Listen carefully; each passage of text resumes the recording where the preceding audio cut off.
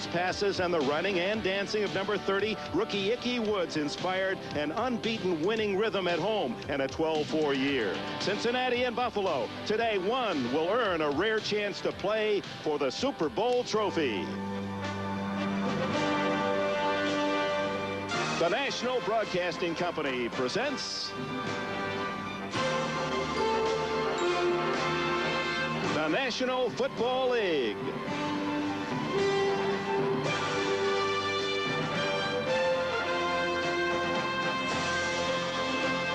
Today from Riverfront Stadium in Cincinnati, Ohio, it's the AFC Championship. The Buffalo Bills against the Cincinnati Bengals. Today's game is brought to you by new Michelob Dry. One taste, and you'll drink it dry. By Chrysler Motors. We just want to be the best. And by Delta Airlines. We love to fly, and it shows.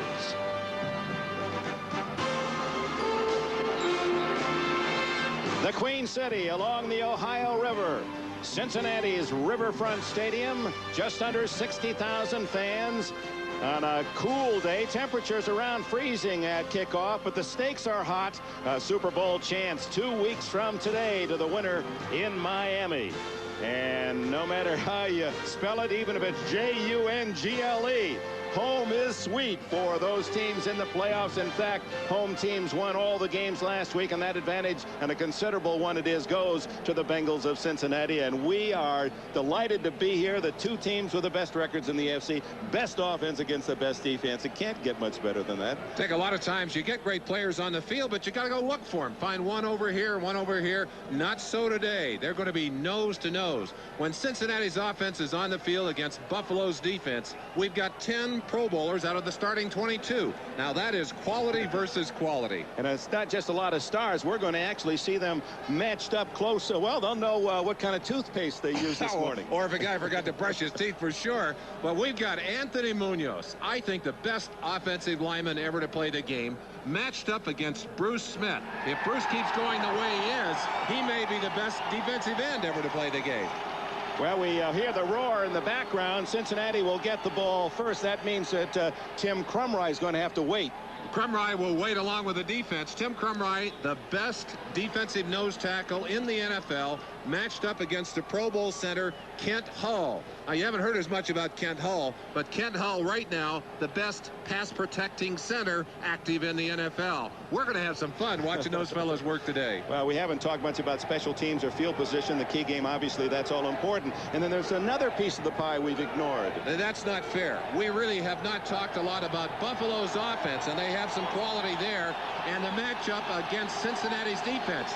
Dick, my personal opinion, that matchup may determine the outcome of this game. Buffalo's offense against Cincinnati's defense, and Cincinnati Bengals head coach Sam White, just 44 a couple days ago, furious at the news this morning. He didn't find out officially until a few hours before kickoff that the NFL had imposed a new interpretation, something he'd been doing all year long, the quick huddle, the no huddle. They said that if you're doing it to catch the other team with too many men on the field, we're going to call it unsportsmanlike conduct. Marv Levy, whose protestations in Sam White's opinion brought this to a head, and there is going to be a rift between these two coaches, I'm sure, after this game is over. Levy and his first opportunity to take a team into the playoffs. They won their first game. They now have their eyes set on a Super Bowl and an opportunity to make that next step forward. The first time ever that two teams with losing records the year before have met in this championship game. Ira Hillary and Stanford Jennings are deep, and to kick it off is Pro Bowler Scott Norwood. And this opening kickoff of the AFC Championship Game is sponsored by Budweiser, the king of beers. Jennings and Hillary away. The Bengals would like it that way. They want their offense on the field first, and so do the Buffalo Bills appreciate that because they want their best side, the defense, on the field for the opening series. Little bit of wind, so Norwood gets some help. 60 minutes from a Super Bowl. It's Jennings near the sidelines at the 5. returns to the 24-yard line where Dwight Drain, number 45, makes the tackle. Boomer Esiason. Now normally it would be a no huddle. They'd be right up on the line of scrimmage and they would go, but they're going to use the sideline huddle. James Brooks, Ickey Woods, a brilliant rookie, Tim McGee and Eddie Brown are the wide receivers, and Rodney Holman, a Pro Bowler, tight end, Munoz, Reimers, Kozerski, Montoya, and Blados, the offensive line.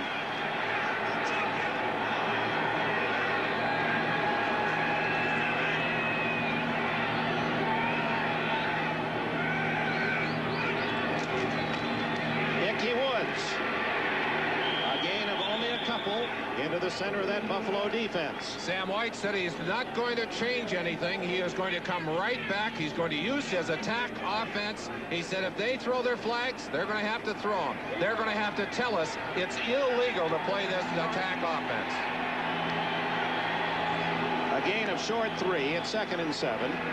Esiason again calling out his signals at the line of scrimmage. We'll give you some insight into that as the game progresses. To the sidelines, incomplete. The ball flying high over Tim McGee, the wide receiver. The Buffalo defense reads this way. Bruce Smith, brilliant defensive end. Smirlis, the veteran nose tackle. Art Still, another veteran, as they go again to the quick huddle. Cincinnati. Talley, Conlon, Bentley, and Cornelius Bennett, 55. Watch that number. He's brilliant. Derek Burrows, Nate Odoms at the corners. Leonard Smith and Mark Kelso at safety. And that's a late substitution. White's waited until Buffalo's defense had set on the field. He puts in extra wide receivers and goes to a 4-wide set. That's his retaliation at this point. 3rd and 7. Esiason hit from behind, fumbles, and they say in the grass. The ball had been whistled dead. Bruce Smith, 78, made the play for Buffalo. Anthony Munoz has had 2 sacks all year long. He works the open side against the best rushers on opposing team. And here in this first series, Bruce Smith able to go around to the outside, and you'll see him coming top of your screen right there, breaking back inside of Munoz. And it's Smith's 2nd and 3rd moves that make him so dangerous as a defensive end.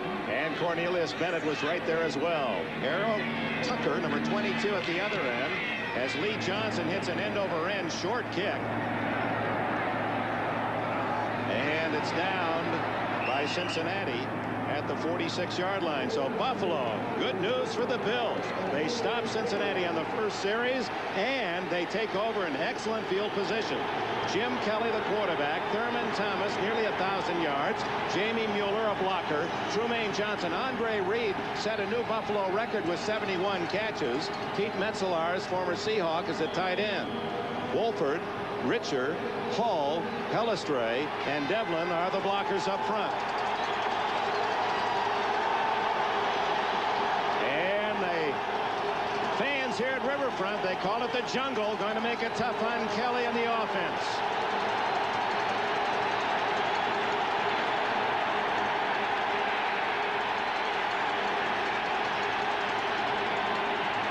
Thomas stacked up. Jason Buck 99 and Tim Crumry 69 were there first. And Crumry is really the heart of that defense. Jim Scow and Jason Buck flank Crumry. Leon White, Carl Zander, Joe Kelly, and the veteran Reggie Williams are the backers. Lewis Phillips, Eric Thomas, those two corners, they may be most improved defensively there in 1988. Fulcher, a tough safety, on his way to the Pro Bowl, and Solomon Wilcox is the free safety.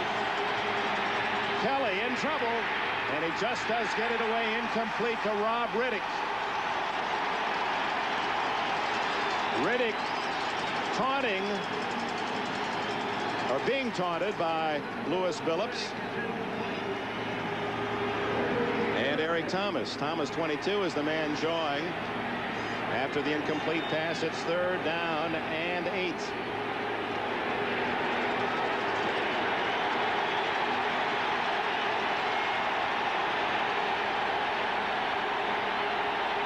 Marquette and Trumaine Johnson to the left.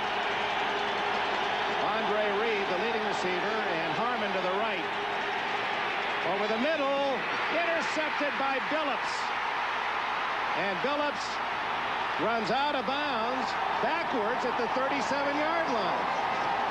That was strange. He could have taken another 7 yards. Obviously, this Cincinnati team emotionally peaked and hyped here at the start of this game, but you're exactly right, Dick. This ball batted in the air. The last thing you want to do is knock a ball into the air. That's Harmon, and that ball just floats gently into Billups' hands. But watch the end of the play. A chance to get uphill. Not good tackling. You don't expect that from the receivers, but what's he doing going out there? You got a chance to pick up 5-6 more yards. Esiason with lots of running room. 50, 40, 33-yard line for Boomer Esiason.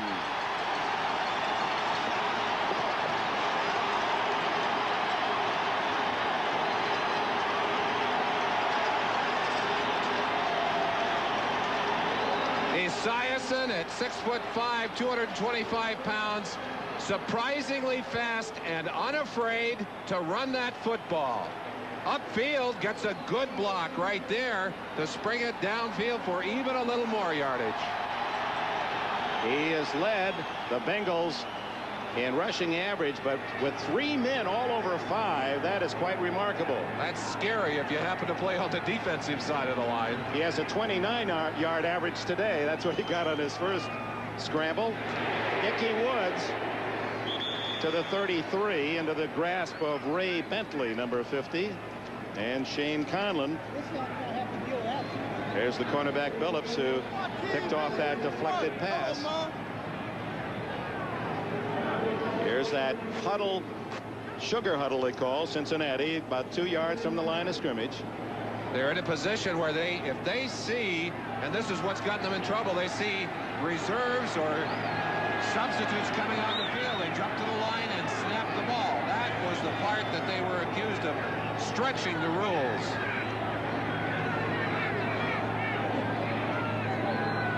Second and 9. Oh, is Woods hit? Art Still, the veteran who played 10 years with the Kansas City Chiefs, Still met him head on. Still basically cut loose by the Chiefs. They said, we don't want you anymore. Well, Walt Quarry, who'd come over to coach the Bills defense, said this man can play football. He still can play the run very, very well. And he frees up Cornelius Bennett to roam behind that line. So it's a very valuable addition that he makes to this Bills defense. Now the Bengals, who rushed for well over 200 yards last week against Seattle, are having trouble early against Buffalo. The Bills offside. Boomer with a free play, and he was hit again by Bruce Smith. That's the second time Smith's gotten to Esiason, but I believe that'll go against Buffalo.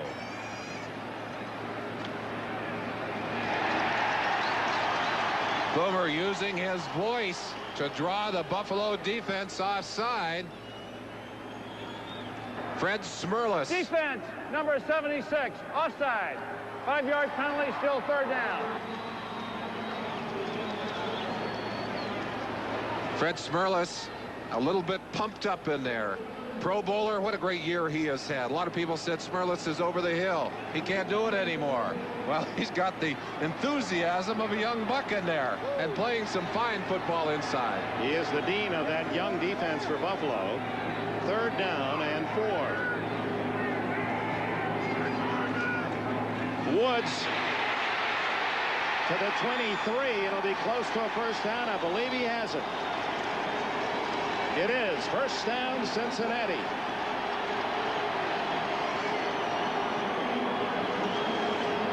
One of the players that we're going to be watching very closely in the first quarter of this game, Shane Conlon, an arch injury that has kept him from being able to work out. There's Conlon. He has a steel plate in the bottom of his shoe and a special plastic orthotic to keep that foot from flexing. But he is going to have some trouble today using the strength and pushing off of that foot. We'll be keeping an eye on him. Fake to Woods. A throw wide open is Riggs. The tight end, Jim Riggs, is out of bounds about the 6-yard line. A flag is down.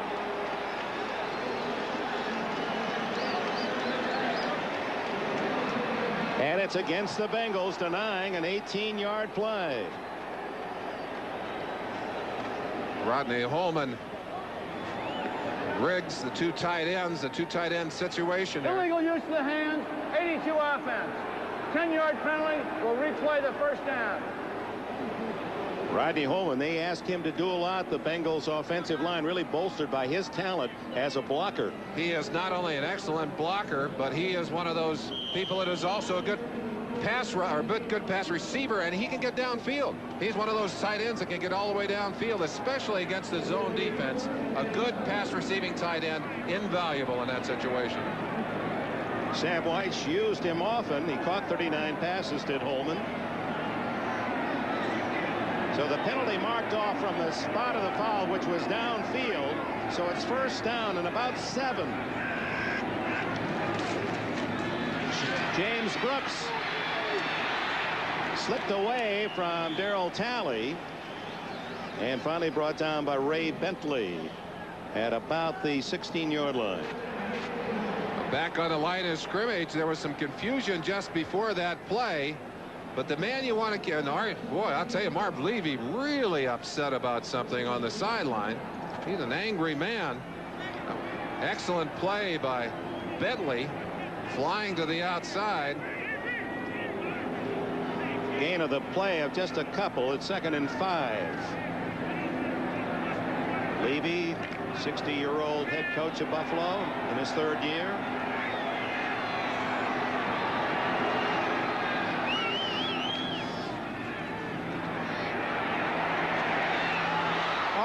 It is intercepted by Buffalo inside the 5. Ray Bentley on the deflection. So the Bills stop the Bengals on the interception. Now that's not a fair matchup. Kelso against Munoz. There's a little bit of weight being given away in that situation. A lot of emotional eye-to-eye and helmet-to-helmet contact.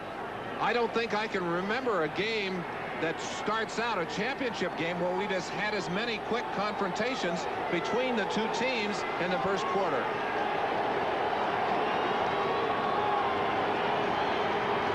Our first timeout, 8:51 remaining in a scoreless first quarter.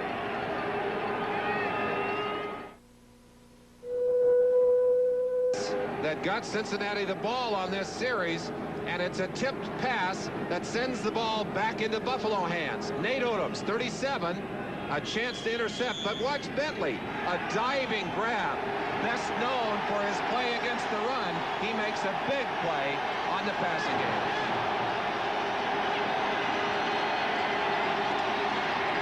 Jamie Mueller, the big fullback, gets a yard maybe. David Fulcher and company. You see Bentley 50 curling back as the play develops, and he just the right man and the right time. Played for Herb Garamity at Central Michigan. Bentley, his 2nd interception of the year. The last time Buffalo came here to play, they lost the turnover battle 4-0. 2 turnovers on the run game, 2 turnovers on the passing game, and they didn't get a single takeaway. Mueller again. Jim Scow 70, Joe Kelly 58, and always at the bottom. Watch who gets up last. 69, Tim Crumrod. Oh, hello. That's Ray Bentley. Ray Bentley, and of course he's got some darkening under his eyes to take the glare out of his eyes, but he may have had a few tears dropping down through there. That's emotional. That's stage makeup. Reed and Trumaine Johnson, the 2 top receivers, are to the left. Kelly in the shotgun gives to Rob Riddick, and Riddick is hit at the 11, short of a first down. Lewis Billups, 24, made the hit.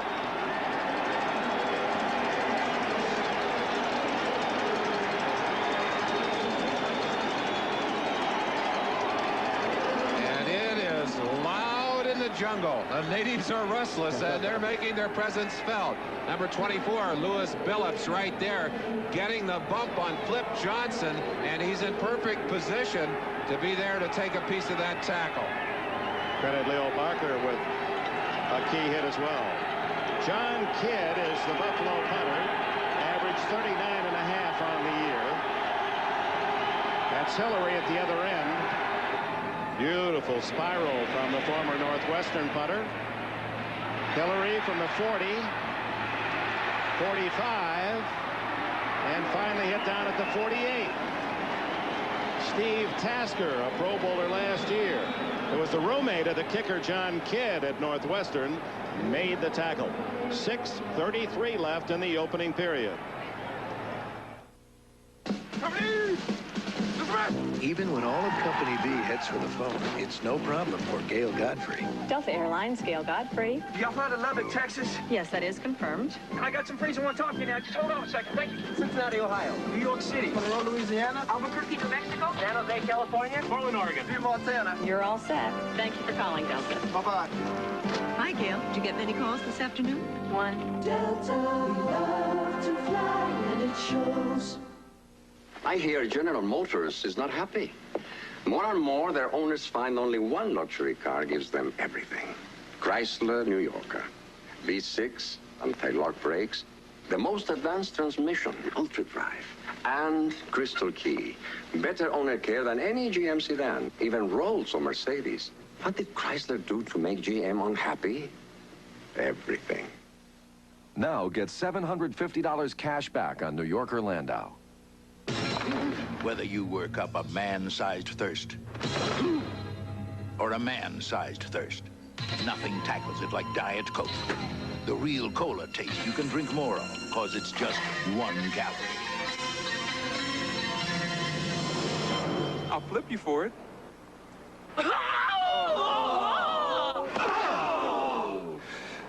Heads again. Just for the taste of it, Diet Coke. It's a tough code for Boomer Esiason because the defense can hear what he says.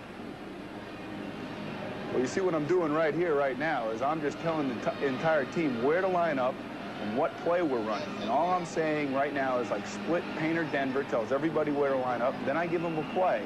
Hound 3, Dover, exit, zebra. Give me a route. And then I tell them the snap count, and then I tell them to move it. And that's it. Now that's when they use no huddle.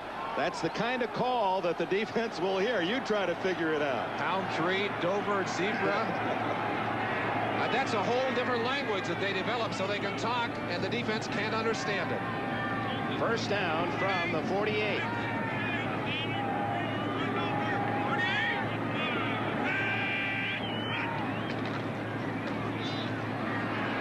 Esiason hit by Smith again. Bruce Smith, and a flag goes down. He might have gotten some of the helmet or face mask.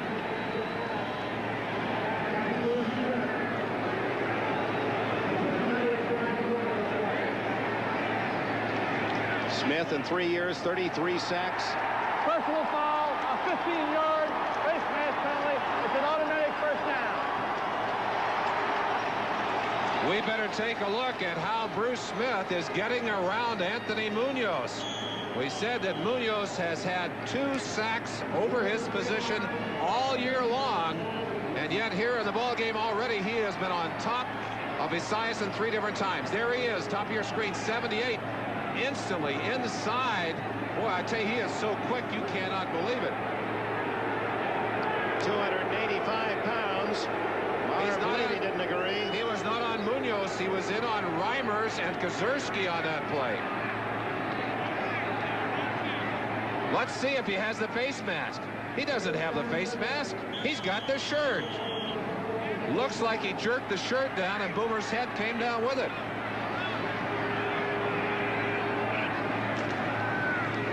Mickey Woods tries to cut back and right into the arms of Cornelius Bennett. Their #1 pick from Alabama by the Colts, and of course involved in that intricate trade, three-team swap rather, Buffalo, Indianapolis, and the Rams, where the Rams got all those #1 draft picks. Colts got Dickerson, and Buffalo welcomed Cornelius Bennett.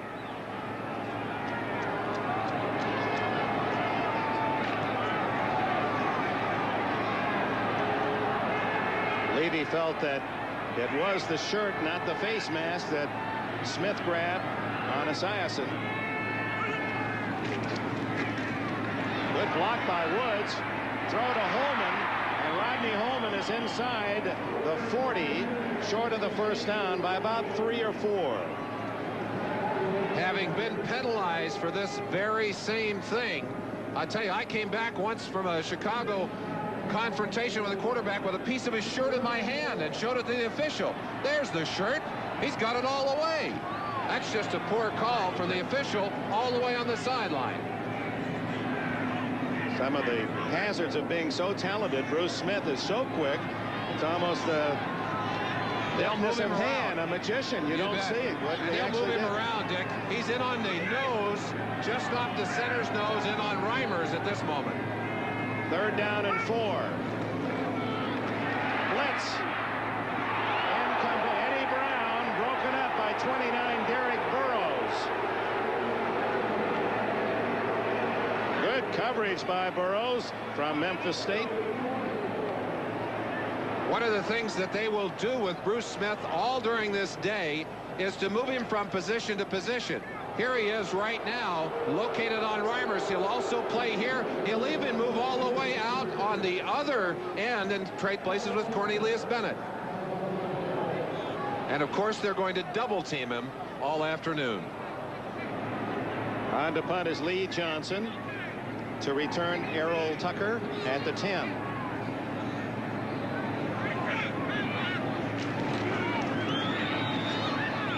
Beautiful high kick. And down inside the 10-yard line. Stanford Jennings. Oh, the Buffalo Bills have it for the 3rd time again inside their 10. They'll begin. If you've dreamed of the perfect road, we've got the perfect way. To go, Bruce Smith appealing to whomever might listen about the play where he felt he did not have the face mask, and our pictures support his argument. What a player, an impact player, and he certainly made his presence felt in this opening quarter. Now from the 9-yard line, Buffalo, no score, 4:28 left. Intercepted, Eric Thomas with blockers. Eric Thomas to the 4-yard line.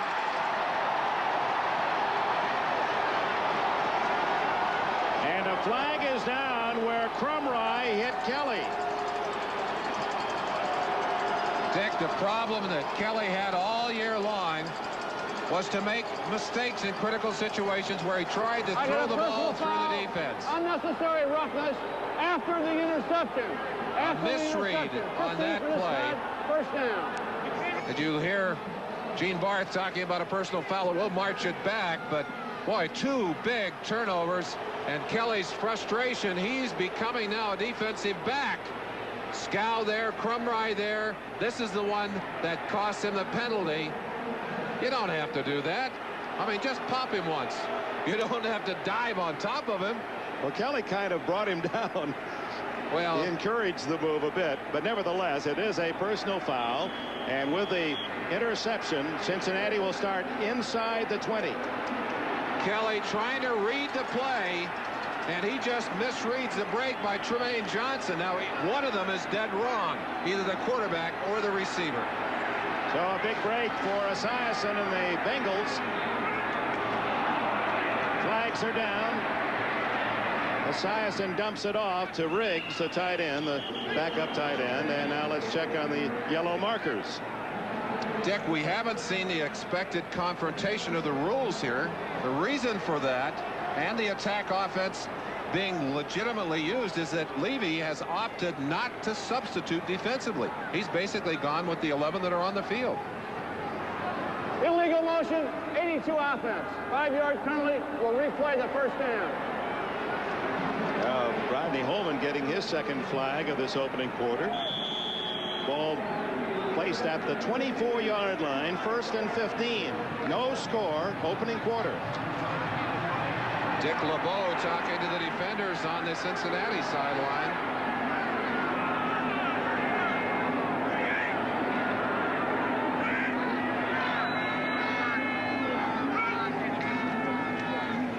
Ickey Woods. Leonard Smith, the strong safety, came up to meet him behind the line of scrimmage. Smith, acquired from the Phoenix Cardinals this year for Roland Mitchell in the #6 draft choice. And the Bengals, looking at the film, said that was the steal of the year. There's Walt Corey, the man responsible for constructing and putting together this Buffalo defense, and a fine defense it is. When you got people like Cornelius Bennett and Bruce Smith and Smirlis, and there's Smith. And he is not feigning an injury. You can be certain of that. Oh, my, how critical that picture may become. Timeout.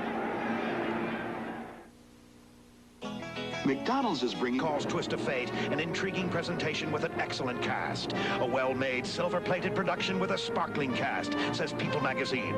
Ben Cross, Veronica Hamill, Bruce Greenwood, John Glover, Ian Richardson, Sarah Jessica Parker. Twist of Fate tonight. We're back live at Riverfront Stadium, and you can see the painful presence of Bruce Smith holding his upper leg, limping off the field. And here's what happened. Here's Bruce Smith, the middle of your screen. Now, as he starts forward and plants his foot, stop it right there. It looks to me like that foot just sticks in the turf. This is a very sticky turf, and he came up being very ginger with that leg. Leon Seals, 96, replaces Smith. The throw to Holman is complete at the 5-yard line. Mark Kelso made the tackle. 1st and goal, Cincinnati.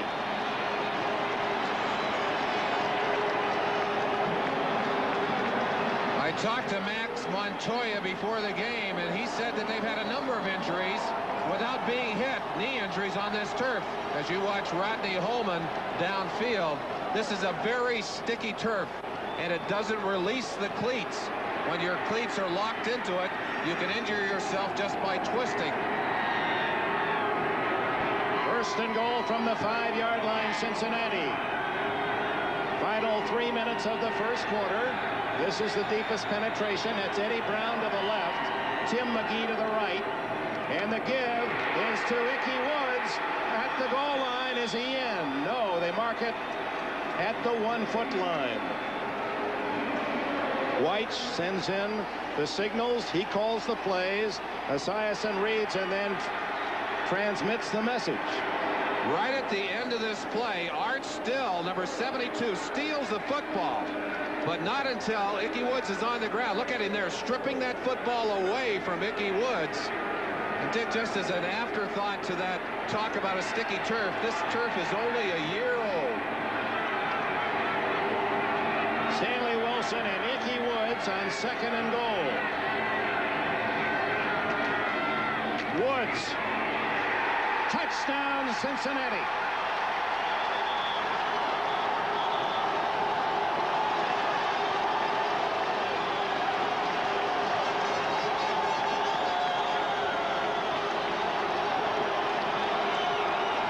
Penalty if you celebrate with a dance in the end zone. So the Ickey shuffle on the sidelines. It's infectious.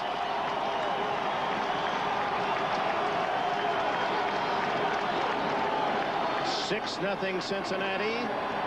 The interception by Eric Thomas. The pass Esiason to his tight end Holman, and then a couple of shots by the big fullback Ickey Woods. We understand now, the word we're getting from the sidelines is that Bruce Smith will return. It's a bruised thigh. It's not a knee or an ankle, a bruise, and they expect Smith to come back. That is definitely good news for everyone concerned. Leonard Smith upset about something on the field. And there is big Bruce Smith with his neck rolled down around his neck. Jim Breach for the extra point. He's been very ill with the flu all week. Has not practiced. And a good job by Turk Schoner to get that snap down cleanly. This is the same play that they have been running all year long. A slant play off tackle in behind number 74 Brian Blados and Rodney Holman. Watch the play on the inside. Number 50 Bentley coming outside to try and get a piece of that. He gets Ickey Woods, but not until Ickey has gotten his touchdown. Look at the way that offensive line, that big powerful line, just pushes Buffalo's defense on into the end zone. Isn't it one of their thoughts to run at Cornelius Bennett? Bennett's such a good mobile man. I mean, he can catch you from the backside. He runs the field so well, so the best attack is to go right at Bennett. Their feeling was that they could attack him on that side, and the other thing is they try and nail him down there. In other words, he's most dangerous, Dick, in pursuit, so you just get him nailed down on that side. A reprise of the shuffle. Now, Bob Costas talked about style points. He's not only getting style points for that one, he's getting a lot of help from his teammates. Elbert Ickey Woods, who was the nation's leading rusher last year at the University of Nevada, Las Vegas. It is not true, he says, that he learned that famed shuffle at some of the shows there along the strip in Vegas. Dick, right now, very important that the Buffalo Bills get started offensively. In that first game earlier in the year, they got behind 21-0. They made a run in the second half, got to 28-21 within a touchdown, but they don't want to fall that far behind here today. Now the penalty on the touchdown was against Cincinnati, and a big one, 15 yards. So the Bengals are going to kick off from the 20-yard line.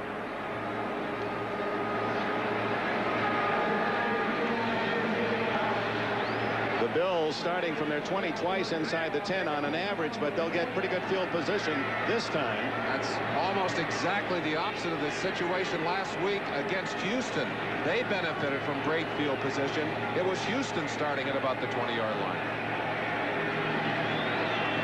Harmon and Riddick on the wings, and Errol Tucker is the deep man down the middle. Lee Johnson from his 20-yard line. Kick. Harmon at the 22, and the former Iowa star is all the way to the 43.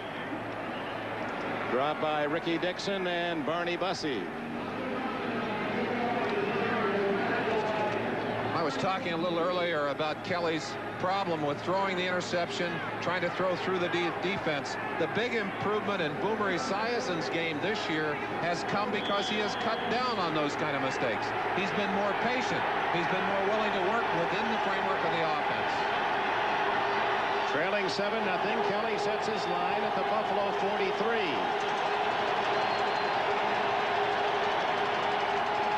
Thurman Thomas. A couple yards. Boy, no one knew how good Thomas was last year to keep a guy named Barry Sanders on the bench at Oklahoma State. Sanders then winning the Heisman this year. But there were those who recognized Thomas's talent. He did finish 7th in the Heisman Trophy race a year ago as Tim Brown of Notre Dame won it. So he wasn't exactly a secret. He finished 2nd in the Big 8 history to Mike Rozier in rushing.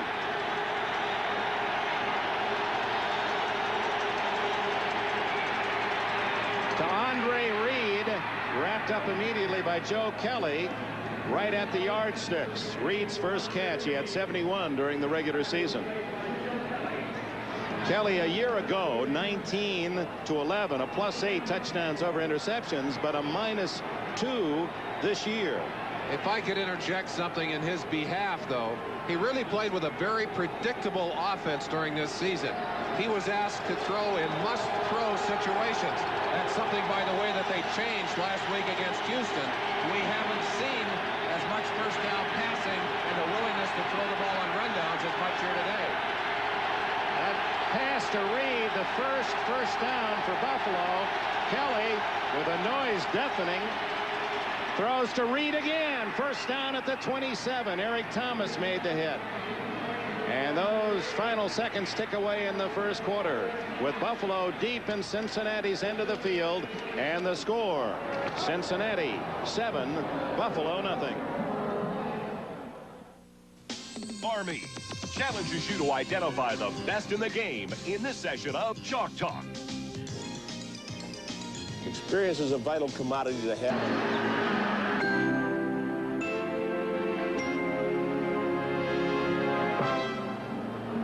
and it'll be sparkling in a couple of weeks in Miami, the Super Bowl. The winner of this, of course, against the 49ers or the Bears. How would you have felt as a player in the locker room before the biggest game of the year thus far, and then to hear the news that your team wasn't going to be able to do what they'd done all season long? I'd have been furious. And I really think that one of the things that Cincinnati has used here is to rally to adversity. I think they're angry at what the NFL did. They have definitely been the more emotional team here so far in this ball game, and I think they've used that energy on the field to get themselves a lead here in this first quarter. But you spend that energy early, and now we're into the second quarter, and it's Buffalo with its best drive, a first down at the Cincinnati 27. 7-0 Bengals. Mueller hit in the backfield. Crumry set it up. He got there first. Then Jason Buck, 99, with help, makes the tackle for a big loss. Back at the 32. Just before that play, you saw Kelly holding up his fist, anticipating the noise in this play. They have anticipated that with a silent huddle offense so they can go with signals and then go to the silent snap. There is Crumry, middle of your screen, number 69. He was the man that got in on the play. There he is. Actually, they did a pretty good job on Crumry, but it was Buck with some help.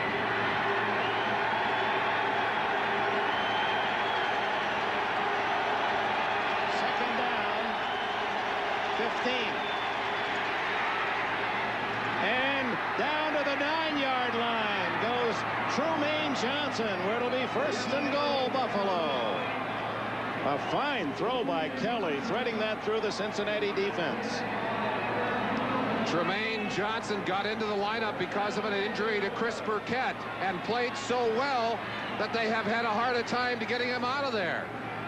Good break. Gets into an opening in the secondary, has driven Thomas off. Well, that is a fine pass by Kelly, and right into the seam. No way they could stop it. Eric Thomas just did save the touchdown. First and goal, 9-yard line. Kelly to Reed. Touchdown.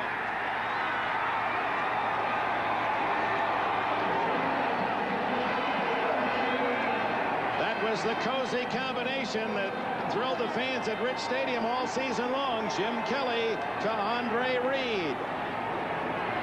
Well, when you're playing on the road, you know when you've done something right because the stadium goes silent.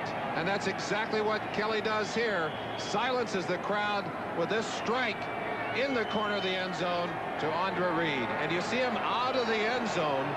He went out of the end zone. He didn't come back onto the field of play.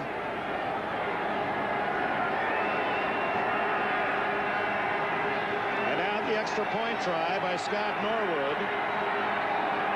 He's hit 75 points after in a row. And we have a new game with 13:21 remaining in the first half. Buffalo 7, Cincinnati 7. Andre Reed, who caught 6 touchdown passes during the regular season, has a big one today. That's our flight. By Honda, who invites you to test drive the Accord LX 4-door sedan at your local Honda dealership today. By Coors Light, there's no slowing down with a silver bullet, the best light beer for a good long time. And by Allstate, for home, auto, and life insurance, you're in good hands with Allstate. Dick Enberg and Merlin Olsen, all our NFL Live crew at Riverfront Stadium for this AFC Championship game. And Jim Kelly and the Buffalo Bills have just gone 56 yards in 6 plays to tie Cincinnati at 7 early in the second quarter. Johnson. We'll check that. Norwood kicking it down to Hillary. 20. Ira Hillary to the 24-yard line, and that's all against the team best in the NFL on kickoff coverage, the Buffalo Bills. And there's good news for Buffalo fans. Bruce Smith returns to the lineup. Now, this is a game that you play under a different set of rules in terms of injury. If you lose this ball game, there's not another one for a long, long time. So even with an injury, if you can go, you go back out on that field.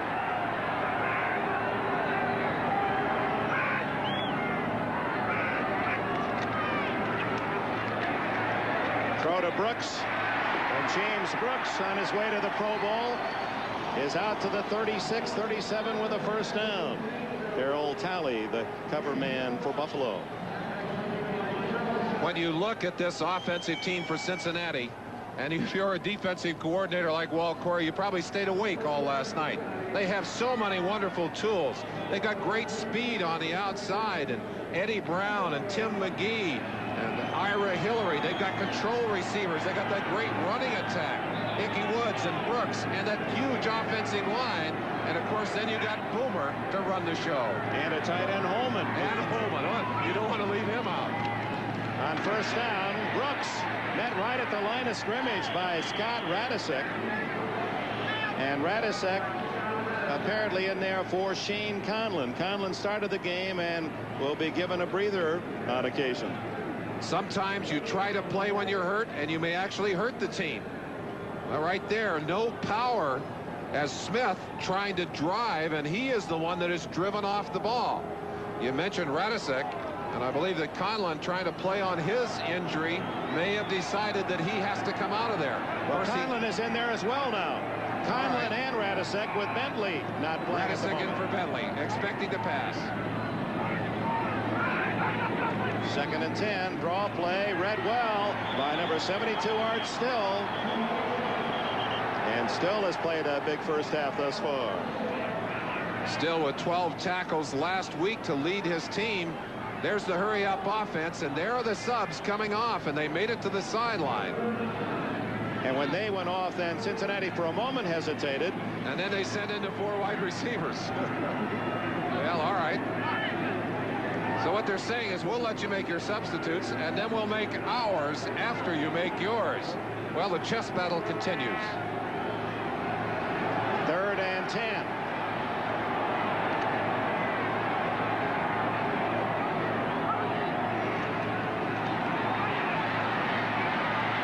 Over the middle, Brown, incomplete. And there were 3 Bills right there. Kirby Jackson, an extra defensive back, Leonard Smith. And the Bengals will have to punt it away as Esiason could not find his favorite target, Eddie Brown.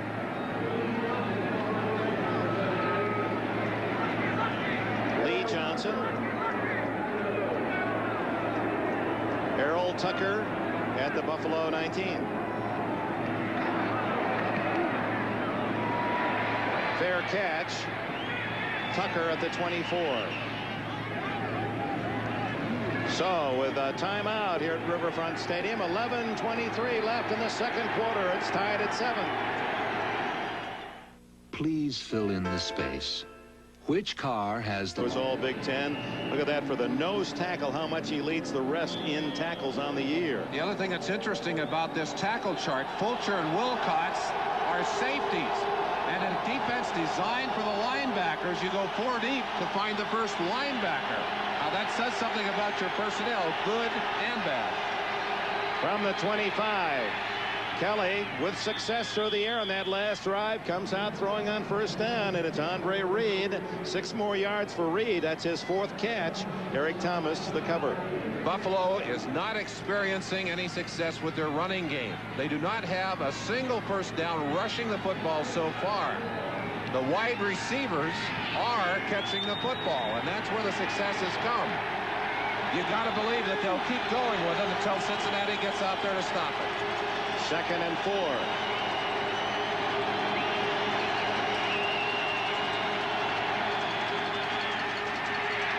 Reed again, wide open underneath, and out of bounds at the 45-yard line. So Reed has 5 catches. Lewis Billups was the closest Bengal.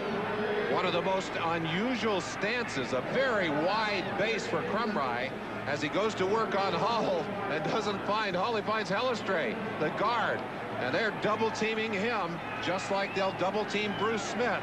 When you've got a guy that's an impact player, you try and take him out of the game. With this man, that's very, very difficult to do. Rich of the nose of Crumry, showing the wear of this first half. Looks like a gladiator in there, doesn't he? First down at the 45. Going deep, but too long for Trumaine Johnson. And Johnson had a step on Lewis Billups. Only pressure on Kelly. He wasn't allowed full time to search out. There was a Reggie Williams in on a dog. There's Williams, the councilman. He says, you know, trying to be a councilman and also a football player, you can bite off more than you can chew, but then you just chew it all anyway and develop a bigger appetite.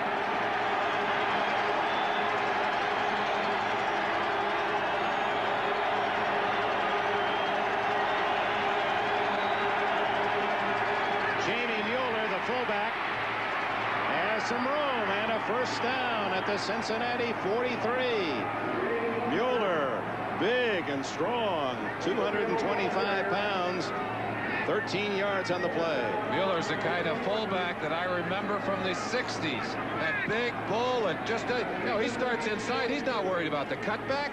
He's looking for somebody to run over in there. Well, I tell you, if you can give Mueller the ball enough times and let him work on that defense, he'll wear him down. He's like a body puncher. And that is their first down rushing the football in this game. Kelly to Metzelaars, and it's another first down inside the 30. And the Bills are moving very efficiently. Every play seeming to work. 15 on that one. After going through a season where Kelly basically was locked into the running game and only allowed to pass on downs where he had to pass, they've really opened it up the past 2 weeks. 16 of the 19 plays they opened with last week against Houston passing plays. And they have gone to the air successfully here today. He really had Leon White on a carousel on that play.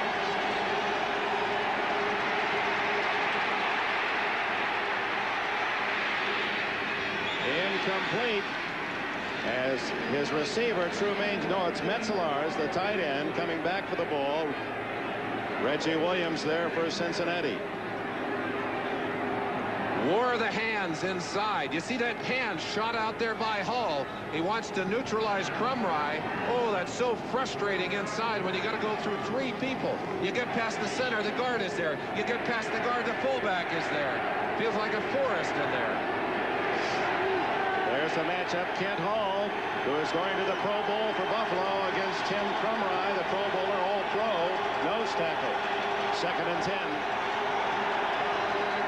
Mueller. No, it's Carl Byram just into the game, and Byram on a quick hitter up the middle, and the former Mississippi Valley State star. He played with Jerry Rice, the great wide receiver of the 49ers in college. Gets about 4 or 5. Trying to neutralize inside, trying to take advantage of Scow. Jim Scow at 245, one of the smallest ends in the league. You see him there, number 70. They actually were able to get outside of him on that play, but gained very little on what appeared to be a passing down. He made less than it first appeared. Marv Levy is looking at 3rd and 7.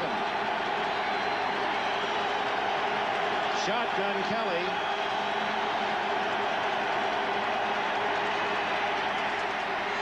Incomplete. Eric Thomas broke up the pass intended for Andre Reed. The Bengals have used David Fulcher differently today than we have seen him utilized in the past. Very often in the past up on the line, almost like a big linebacker, but with that leg injury, he's been playing deep much more today. And I think because they're concerned about getting him into a position where he doesn't have to run so far. Field goal try by Scott Norwood will be about 43 yards. He missed only 5 of 37 this year. He's on his way to the Pro Bowl.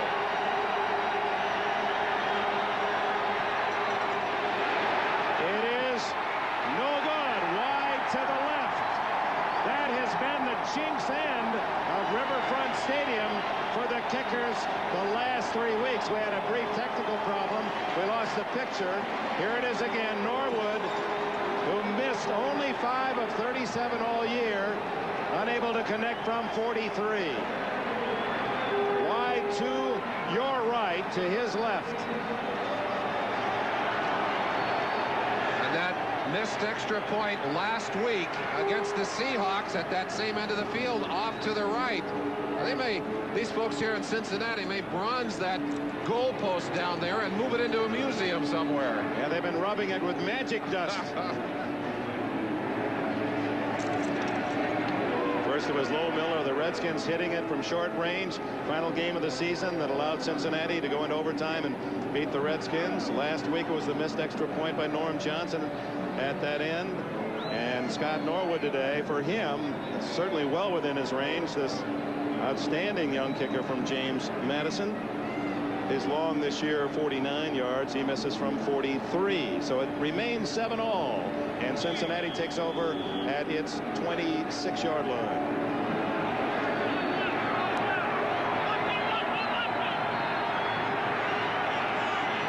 Tied at 7.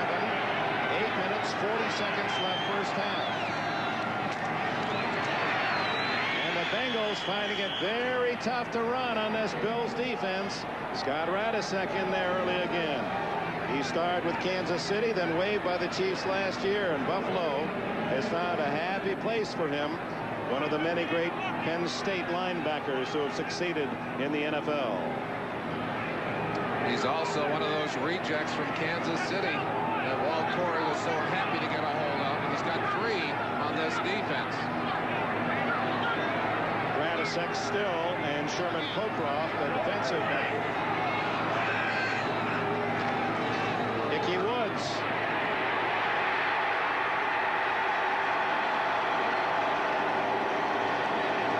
First down at the 38-yard line for the rookie Woods. The last 2 Bills, Kelso and Burrows, got him to the turf.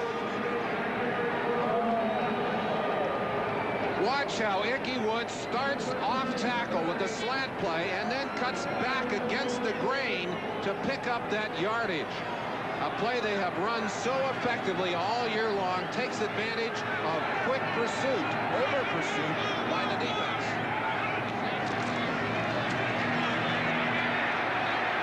Esiason going deep for Brown. Incomplete at the 25-yard line. Good coverage, Buffalo. It was Mark Kelso, number 38, right with Brown.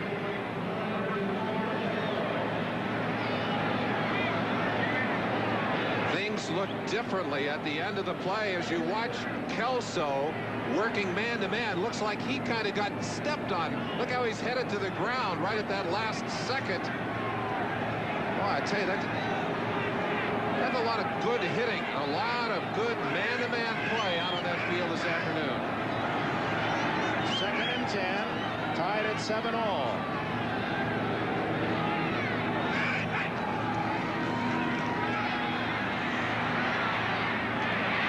Tim McGee, and he's nailed immediately by Darryl Talley. You ask me who the most underrated player is on the field today, I think maybe I'd give you that name, Darryl Talley. He has been an impact player, but there are so many guys that you have to look at on this Buffalo defense. He kind of gets shorted. Talley racing off the field and then reversing his field as he stays in on 3rd and 5.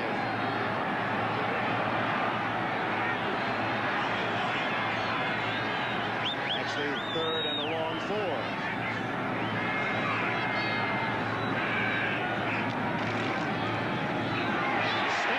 Jennings, first down, Buffalo 48. Talley made the hit. They caught them looking pass, and Jennings, who doesn't often get the call, had a big hole. Buffalo had sent Bruce Smith to the left end, Cornelius Bennett out of position to right end. Here he is, and they go right at him. And Munoz just pushes him off the ball. Ickey Woods with all kinds of room to run. Or not Woods, but Stanley Wilson. Wilson, of course, with 2 big touchdowns in that game last week. Cornelius Bennett from Alabama, the biscuit. He's no match physically for Munoz. That's just a size mismatch. As strong as Bennett is, you don't want him over there very often. Here's Ickey Woods.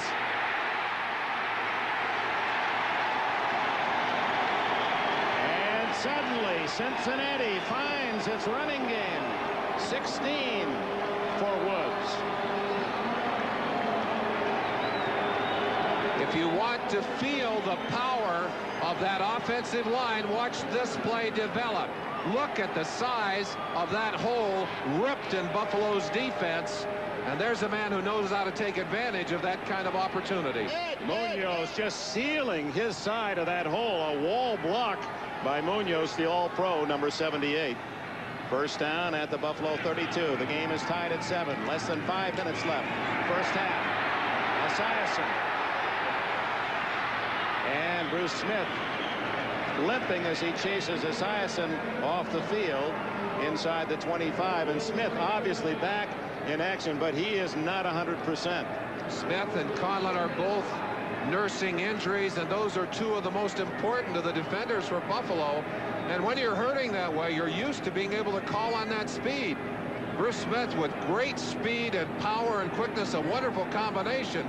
But you're right, he does not have that full throttle. He can go about half throttle, and that's it. 2nd and 5. They switched Smith back to his ordinary position, and he's in a 2-point stance. Stanley Wilson close to a first down. Oh, that's hurting Buffalo. Maybe it hurts too much for him to get down in a 3-point stance. I think that's what's happened. He's found that he can't get out of a regular 3-point stance, so he's going to play out of the 2-point stance. Well, he gets a piece of Stanley on that play, but not enough to get him stopped. Clock is running near the 4-minute mark. 4:18 left in the first half. Is Shane Conlon on the sideline. So injuries part of the Buffalo story on defense, as it was the last time this team played here. First down at the 22. And Esiason yelling a new play at the line of scrimmage. Woods. Boy, is he a load. Ickey Woods, 232 pounds. He's inside the 15. If you're wondering why that play was successful, let's take a chance to watch it. Watch what they do on the backside here. Smurlus is stunning. He gets hooked. Ickey Woods will start this way and then come back inside. And it's the cutback that makes it successful. Watch how he cuts back against the grain. Bentley overruns the play, number 50. Well, I'd say they're taking advantage of the reactions, the good reactions of the defense, and sealing down on the backside. Woods with 7 on that carry. He has 47 in this first half. And he gets his number called again. And he has a first down at the 10-yard line.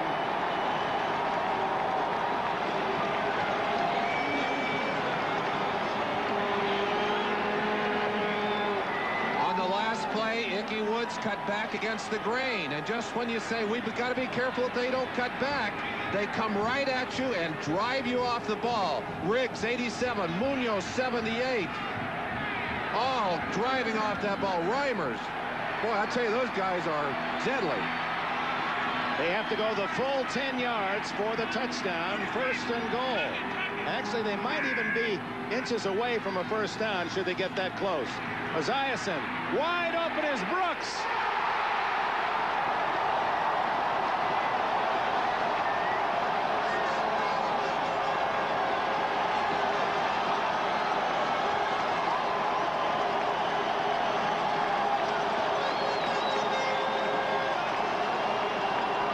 A 10-yard mortar toss. Boomer to James Brooks. Boomer just threw that football up like it was on a hanger. He just fired it up out of the silo. He knew he had to get it out of his hand. He knew that Brooks would come open. He just had to hang it up there and let Brooks wait for it, get underneath it. What a beautiful play. Jim Breach tries the point after. You know, that pass reminds me, was right down in the baseball end of the field where Johnny Bench used to catch those high pop-ups behind home plate. That's about what that Esiason throw looked like. When you talk about a touch pass, this is what you're talking about. Look how long that ball is in the air to give Brooks the opportunity to get open. And with 2:21 left in the half, Cincinnati back in front. What does the 1-minute rate comparison mean to you as a company? there aren't. Field to his son Boomer. Hard to earn that nickname with a pass like the last one. That was hardly a boomer, but it certainly worked for 7 on the board. Lee Johnson drills the kickoff deep in the end zone, and Tucker will take the touchback at the 20. Just a footnote on Boomer Esiason's father. He said, I respect him more than anyone. Whenever I'm in trouble, I always call my dad. He always seems to say the right thing. Norman Esiason Sr., his wife, died when Boomer was 5 years old, and he never married. He raised the 3 kids, 2 older daughters, and Boomer himself. Boy, you talk about the pride he has watching this game. Breaking the buttons, popping them off. There comes Kelly in Buffalo. That pass underneath. Cincinnati dropping off the defense, and Kelly picking on those 8-9-yard patterns. And it looks like they're going to the hurry-up offense. They hurt Cincinnati in that early game in the second half with the spread offense. They won't run this one. Another play, though. We're down to the 2-minute timeout. 2 minutes left in the first half in Cincinnati. Honda presents Definitions of the Game. Power and inner strength, a source of force or energy.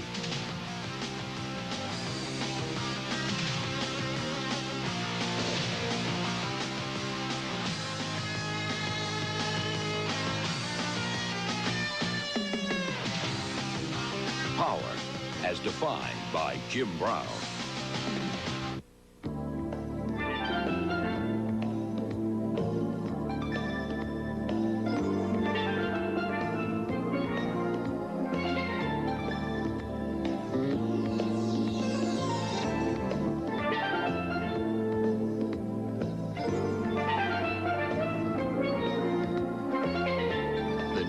Honda Accord Coupe. It's music to your eyes. Have you ever tried a beer and felt like the taste just missed your mouth? Well, taste again. Because times have changed. Here's one big, bold draft that packs a full tilt taste you can get your hands around. Extra Gold Draft. It's the biggest taste that's happened to beer since they put it in cans. Now, we want to get all this straight, our facts right. That is Boomer Esiason. That is Boomer, and someone in the stands masquerading as Boomer's father has been incorrectly identified. We'll find the real father out there. He is here, and he is equally proud, you can be sure. You're going to wear those when we get to Miami? I don't think we're going to need these in Miami, Dick. We're going to need them before this game is out. It is going to be a little bit chillier by the time this game closes. You know, if a Buffalo fan now has to be concerned about ways Cincinnati moved the ball on the ground that last series, and I believe some of the injured defensive players for Buffalo might actually be hurting the club by playing. When you're really hurt, there are times you have to get off the field. On the ground, that'll be a first down carry for Jamie Mueller. Did you ever play when you were hurt? No. I did, Dick, and I was strong enough to stay on the field. But Walt Corey said yesterday when I was talking to him about Shane Conlon, he said, how can I tell Shane Conlon he can't play in this game? Kelly, incomplete to Ronnie Harmon. Harmon out of the backfield at the 40. That stops the clock with 1 minute, 36 seconds left in the half. Buffalo's success in this first half has come when they have run on the passing downs and thrown against the base defense. But in this situation, everybody knows what's coming.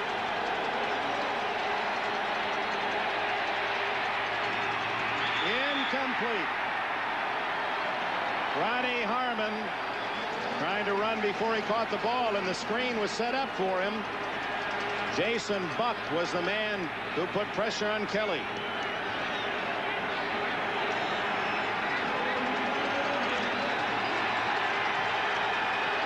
Those are their hand signals. Working the crowd. 3rd and 10. And Kelly in the grass. David Grant, the rookie from West Virginia, has the first sack of the game.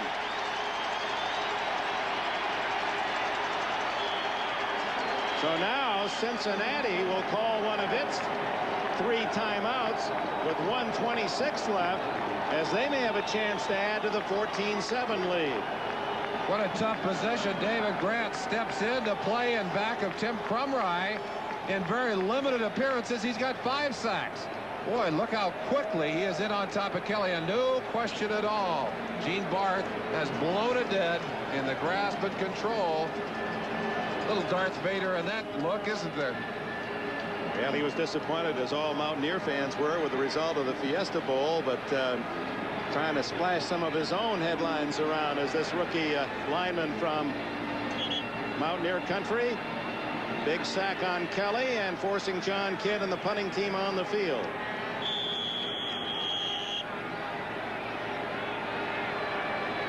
Ira Hillary from South Carolina, the kick return man at the 35-yard line.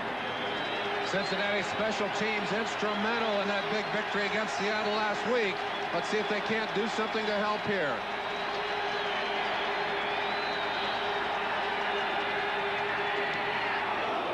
Grant was the man in. Ball up for grabs. And finally covered by Brady, Ed Brady, the man who snapped the ball. There he is, 55 from Illinois. And Dick, in every ball game, there are going to be about 4 plays that are up for grabs. That's one of them right there. The ball loose on the ground, touched already by the Bengals. Now, as soon as that ball is touched, the ball is a free ball. It's bouncing around, up off the ground. Dixon can't get a hold of it. A chance for Buffalo to get it. Another shot at scoring here, but the ball bounces back into the hands of the Bengals. Now Cincinnati has it at the 35 with 1 minute 15 seconds left. 2 timeouts remain for the Bengals. They lead 14-7.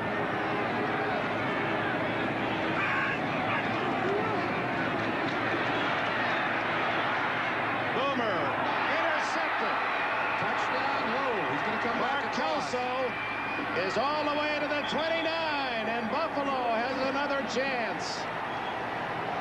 It looked for just a second like there might be an alley up the far side of the field. And Kelso stays on the ground as he is taken down hard. But Brian Blados and a couple of other offensive linemen out there very quickly, as was Esiason. Kelso led the Bills with 7 interceptions this year, had 6 to lead the club last year, 1 for a touchdown. Fans will remember the one in Green Bay, or against Green Bay, where he went 78 yards. It did look like he had the sidelines clear. Let's see. Oh, no, I see why he went the other way. Eddie Brown. Eddie Brown with great speed out there, and they were also getting help out there.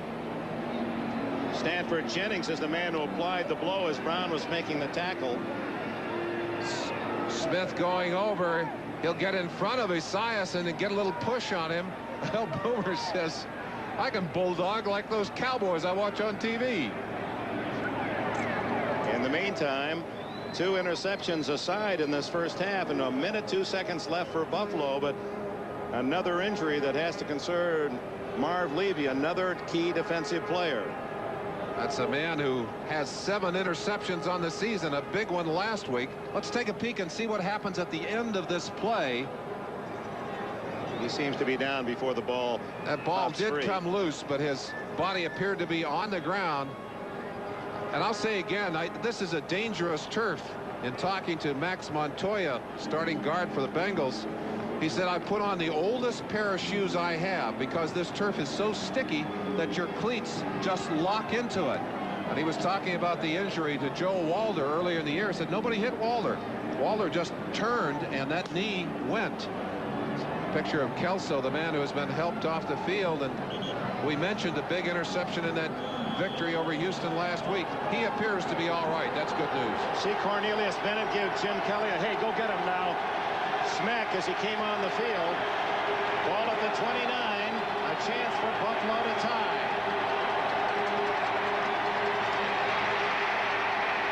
Dumps it off to Ronnie Harmon. And Harmon is to the 26-yard line. Couldn't get out of bounds. Wilcox made the tackle. Buffalo has 3 timeouts.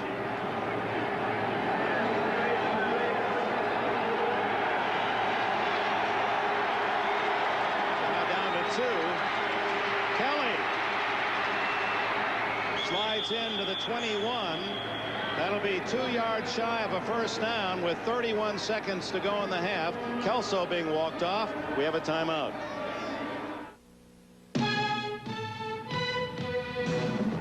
Send up a cross punt. Week he had numbers like Weiss had, and Weiss was running the football 47 times. 3rd down and 2. The injury to Kelso was an ankle. We'll give you the details later when we hear official word. He needs 2 for a first down and can't hit Trumaine Johnson, who was open. He had both Reed and Johnson in the same line, with Andre Reed shallow and Johnson deep to the sidelines. Here comes Scott Norwood, who missed from 43 yards. This one will be shorter, about 39.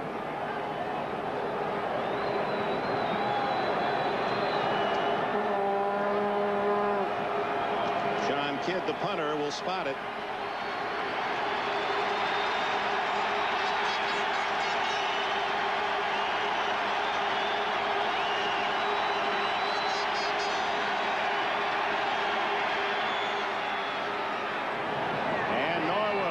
Solid all season, hits it cleanly. 14-10. An important three-pointer for Buffalo when it appeared that Cincinnati would have a chance to add to a 14-7 lead. The interception by Kelso leads to 3 points and a 14-10 game. And no question who the two emotional leaders are on these two teams. They're the quarterbacks. Kelly quickly out on the field to tell Norwood, yeah, that's what we needed. We needed those 3 to go back into the locker room with. It does put a nice knot at the end of this first half for this Buffalo team. They were feeling a little bit badly about squandering some opportunities here. You talk about dreams coming true. Pat Kelly said, I wanted to be an NFL quarterback since I can remember. 6, 7 years old. He had an older brother, Pat, who played briefly in the NFL with the Colts. And he said, I just idolized my older brother, 10 years older, and I wanted to do that. Where Boomer Esiason, I said, did you always want to be a football player? He said, no. He said, I love baseball, but the real sport, he said, I wanted to play center ice for the New York Rangers. He said, Jean Rattel was my idol. I said, oh, number 7 like you. He said, number 7, that was Raj Gilbert. He knew what he was talking about. Well, the Boomer. So important to have the great trigger man, the man who can run the offense. And I don't think there's a quarterback in the league who is asked to do as many things as Sam Wyche asks Boomer Esiason to do. Not only to call all the plays, pre-read the defense and call the defense, but he also adjusts all the protection for the offensive lineman and calls the line blocking for each different defensive set. Now that is a load of responsibility for the quarterback. Norwood spins it fairly short. Hillary at the 18. And he has trouble again. Covers the ball right there, and a flag goes down. And that's a good call. There's no reason to nail a man when he's on the ground and he's not going to move. And Gene Barth is not going to allow that. Wayne Davis, 21 appeals. Personal foul, unnecessary roughness. Number 94, 15 and a first down. It's obvious that man's not going anywhere. Just touch him. He's down. Mark Pike. And that'll take it out to the 34. Hillary, who bobbled one last week to set up a possible chance for Seattle. Seahawks didn't capitalize. What they called Pike for was the use of the helmet. Never allowed to spear a man with that helmet. Esiason just takes the snap. Cincinnati content with a 4-point lead. 10 seconds to go in the half, and both teams on their way to the warmth of the locker room. A pretty even match this first half. Buffalo and Cincinnati both enjoying their moments. The home team in the jungle, the Bengals, have the advantage at the intermission by 4.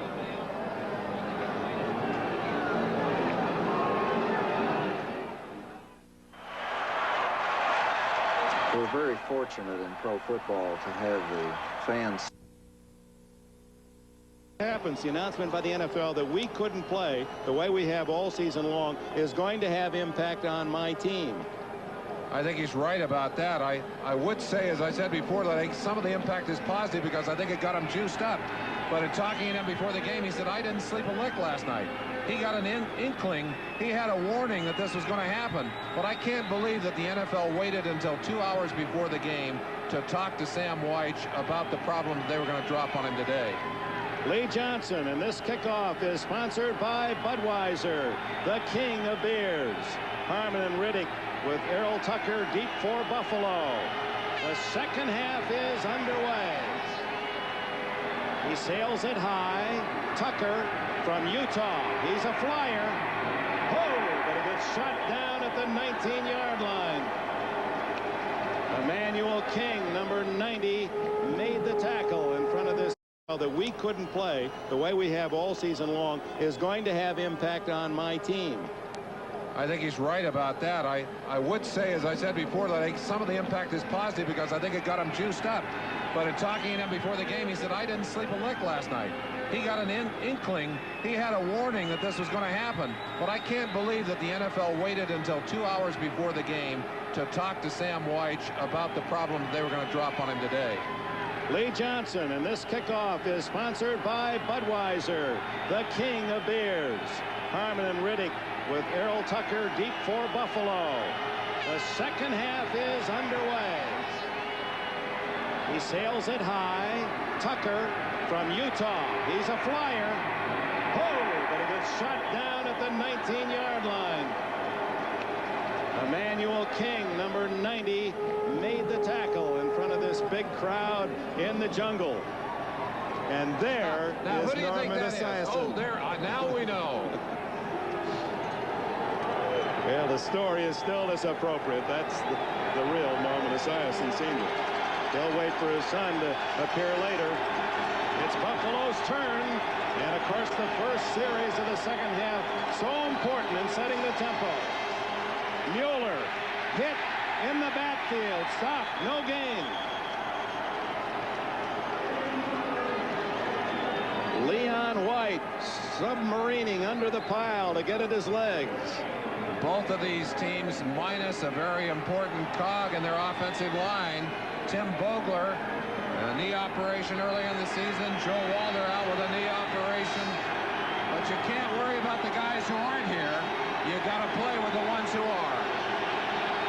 Reed, who caught 5 passes in the first half, is split left in the slot. They go the other way, and again a drop as Thurman Thomas, a la Ronnie Harmon in the first half, trying to run before he caught the ball. 3rd and 10. Still amazing to me that in a game of this emotional level where all of the basics seem to have been covered. I mean, this is one of the first things you learn when you're in Pop Warner football. Catch the football and then go upfield. You could see his head turning upfield before he'd really pulled it in. Stanley Wilson leading the cheers in the jungle.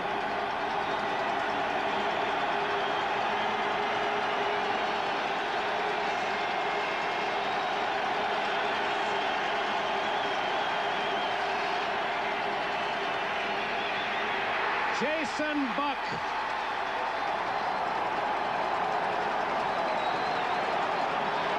A former Outland Trophy winner at BYU, sprinting in from the flank to sack Kelly for the second time in the game. One of the biggest improvements on this defense has been the development on the pass rush of Jason Buck, number 99. You'll see him coming from the side, from his right end position, and just blitzing in there. Look how quickly he's in on the blind side of the quarterback to smother Kelly. 9-yard loss. Into punch on Kidd. He'll kick from around his own goal line to Ira Hickory at midfield. Wobbly and short. And it takes a Cincinnati, now a Buffalo bounce. And will die at the Bill 48-yard line. So the first series won by the Cincinnati defense. And now the Buffalo defense will have a chance to answer Boomer Esiason and the Bengal offense. And so often the tempo for the second half set in the first matchup. Buffalo's first offensive series, 3 and out. Now let's see how Cincinnati can do offensively against Buffalo's defense. Ickey Woods, who led all rushers in the first half, is a solo running back.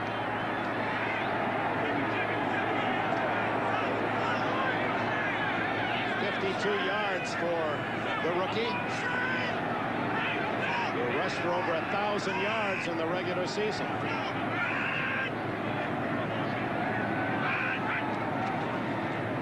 Bengals come out passing.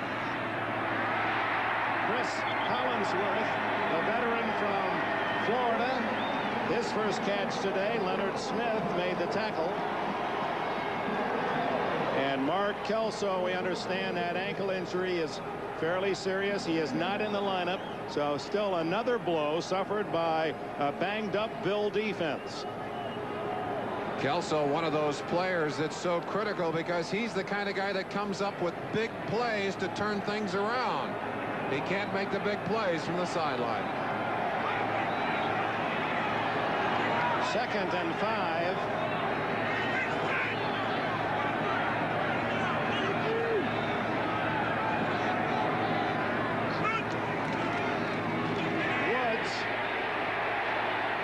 Leaning into the 38. That'll be very close to a first down. Scott Radisek, 97.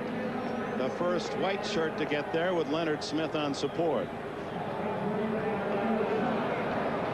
Bruce Smith, meanwhile, what's happening to him?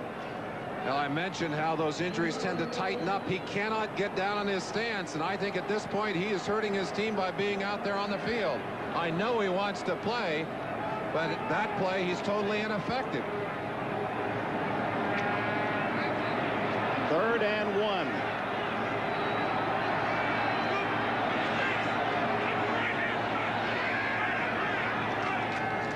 Woods. First down at the 35. Cornelius Bennett around the ankles.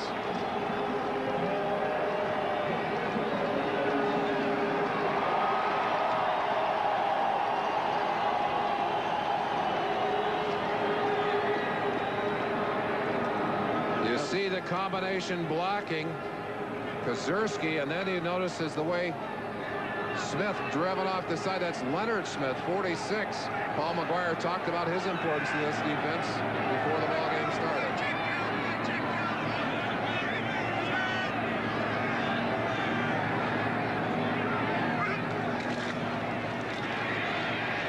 Not much there that time for Woods. Stopped after a yard gain by the center of the Bills defense.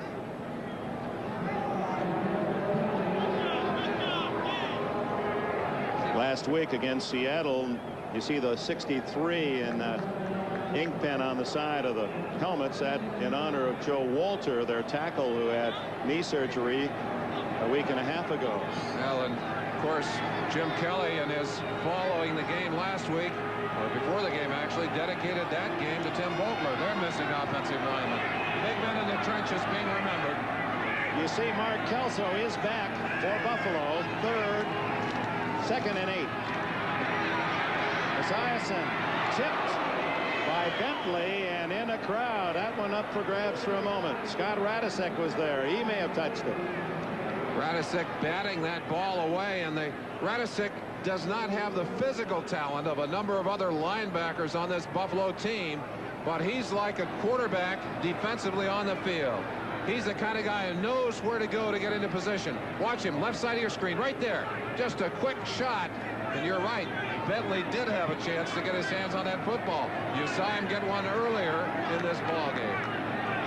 Collinsworth right, Eddie Brown to the left. 3rd and 8. Oops, Jennings moved early. And that one knocked down by Art Still, and Still almost with an interception.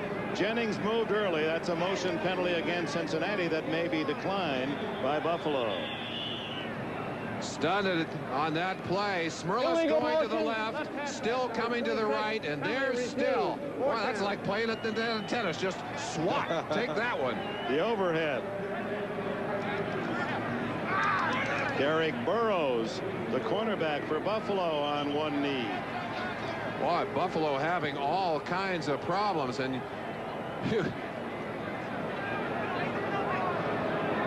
let's go back to that last play and watch what Buffalo has been doing a great deal of stunning.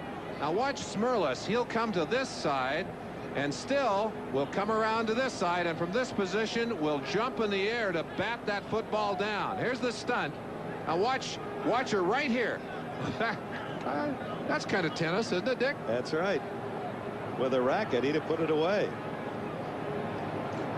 They've been using stunts on the running game as well. It's one of the reasons they've been effective. But boy, there is another injury to this Buffalo defense, as if they didn't have enough problems already. And Burrows, who's had a great year at cornerback. In fact, I think that the improvement, and I agree with Paul McGuire, in this defense has come more than anything at those corner positions. Lee Johnson into punt as Buffalo stops the Bengals at the 33. There's Tucker.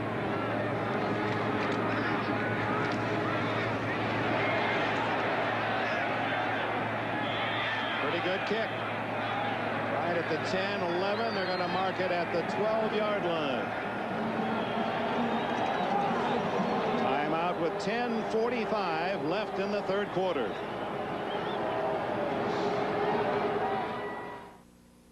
You're looking sharp. You're looking good. You've come so far. And we know how. By Gillette and the Gillette Atra Plus shaving system. Gillette, the best a man can get. From Riverfront Stadium, the Bills trail the Bengals 14-10. Buffalo ball, and Thurman Thomas trying to get outside. David Fulcher, the Pro Bowl safety, who is built like a linebacker, but he can run with the running backs. Fulcher not only is built like a safety, but he carries the weight. A 245-pound free safety. Watch him come right up to the ball and take his man down. And Thurman Thomas has really been shut down here in this ball game by this Bengal defense. And the Buffalo offense has had its only success in the air, basically. They're going to have to control the football with the short passing game and try and move it down the field that way. Kelly doing a great job of getting away for a moment. Now he throws, almost intercepted. Oh my. Threw it just blindly, and Reggie Williams almost came up with it. Carl Zander applying pressure. Dick, you don't want to just toss that football downfield. Almost another critical mistake by Kelly. You're right. He does get away from the rush here. He should have just unloaded that football. Well, there's no way that they had him there, but ooh. Yeah. They call that a sack for Reggie Williams. Grasp and control at the 6-yard line. So now it's 3rd and 17 for the Bills at their 6-yard line.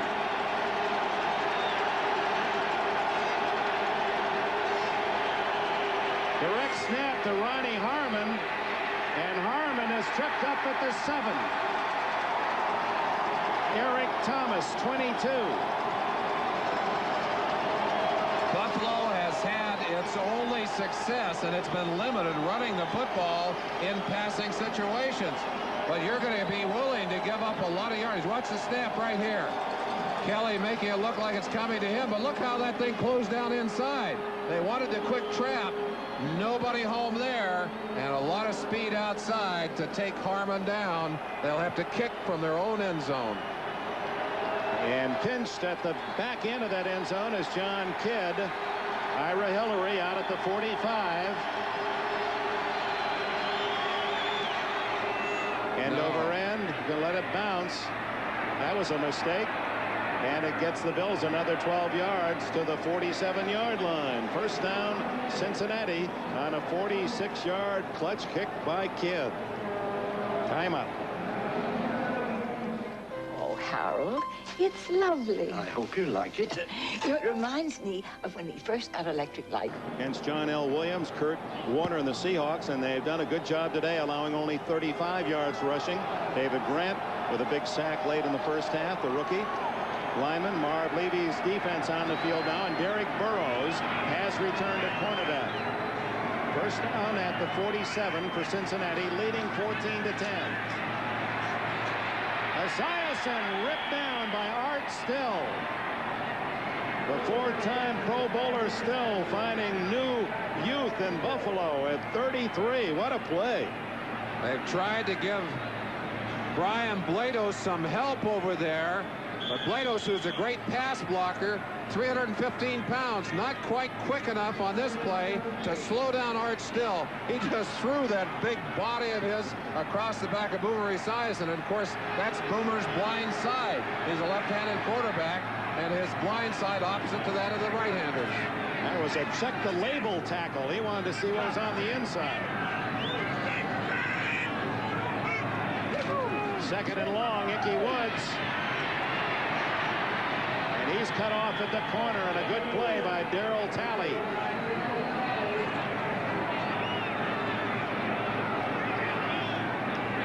Gain of only a yard to the 41-yard line. It'll be 3rd and 16. A reminder, we'll be selecting our Budweiser Most Valuable Player at the conclusion of today's game.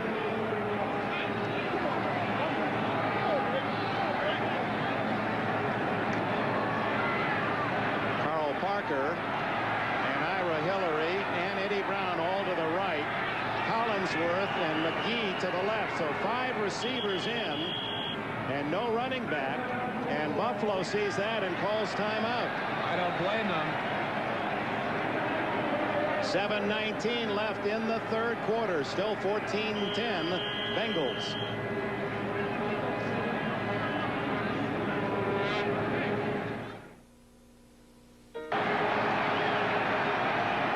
Of course, Buffalo with 6 defensive backs in this long yardage situation. And Cincinnati comes back with the same formation. No running back. That's Bruce Smith darting in and out.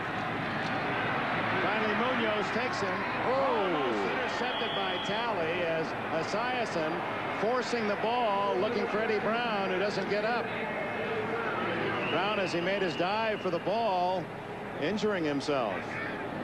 We went into this game, and Brown still on the ground.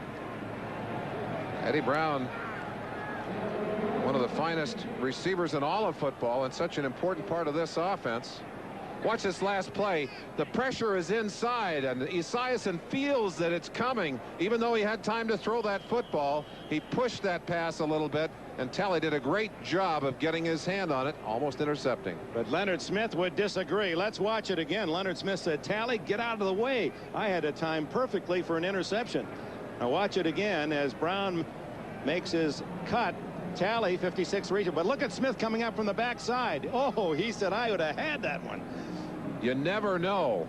I'll tell you, and don't say to Talley, you're not doing your job. Right. He's got one thing in mind. If that football is heading into his territory, he's supposed to get a hand on it and knock it down or intercept it. It appeared that Eddie Brown took a blow in the back as Smith came by to try to make the interception. Maybe the ribs. Another quick look at that play, and both teams using crossing patterns, try to get underneath those linebackers. Yeah, you can't get underneath a guy who's moving that fast laterally. And Brown again. Let's see if we can see what happened to him. There's Talley. He twists so quickly. And again, I think maybe that sticky turf had something to do with it. When I say sticky turf, when you come down, your feet are planted, there's just no give. On a normal artificial turf, there's a little bit of slide. But this one, as we mentioned, a brand new turf put in after the last football season. And it just grabs those cleats and does not let them go. Tucker back at the 20-yard line as Lee Johnson to punt. Brown did walk off under his own power.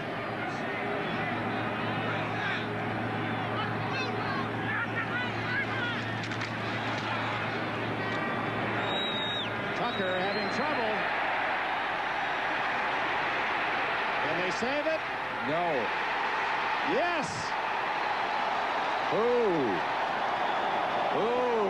Stanford Jennings is the man who batted the ball back at the 1-yard line. It looked to me, and I guess our angle is bad, that ball was going to make its way into the end zone. Watch the ball. If that ball crosses into the end zone, boy, that is a heads-up play. What a great play by the special teams for the Bengals. Timeout. Buffalo will start from its 1.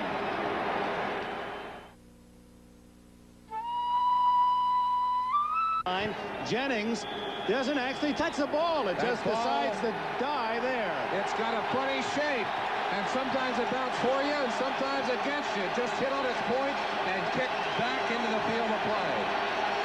Kelly to Mueller. Oh, is he hit? Crumry was in there. I believe he got the first pop, and then there was plenty of help. Reggie Williams filling. And Dick, this is where a defensive team can feed off the emotion of this crowd. Been 3 downs and a kick for the Bills here in the second half, and they're deep in their own end. 2nd and 9. Well, right now their defense is keeping them in this second half. Mueller again.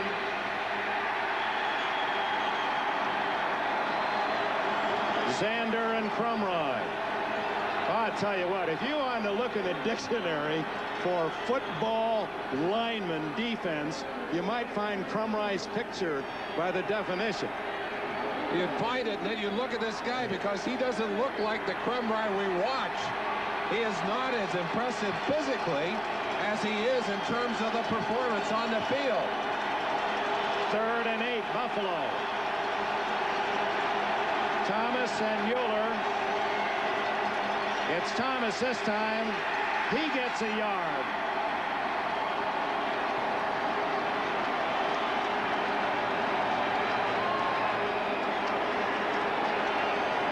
Marv Levy trying to do just one thing here. He'd love the first down, but more than anything, he wants room to punt the football. And look how quickly the hole closes in front right there of Thurman Thomas. Leon White was there first. Kidd to punt, and he has to put his heels right on that back line. Ira Hillary, who has had his troubles fielding punts, is back inside the 45. Good kick. Hillary all the way back to his 48. Gets a block. And he's to the 40-yard line. Now Buffalo. Ray Bentley made the tackle, 50-yard punt, 15 on the return. Tim Crumry gets a rest. We're not a couple. Tastes so good to have you back again. How long has it been? We're back for a limited time. Delicious double cheeseburger is back with new golden large size fries. Seems like a mighty good time, great taste of McDonald's. Shoo-bop, double cheeseburger.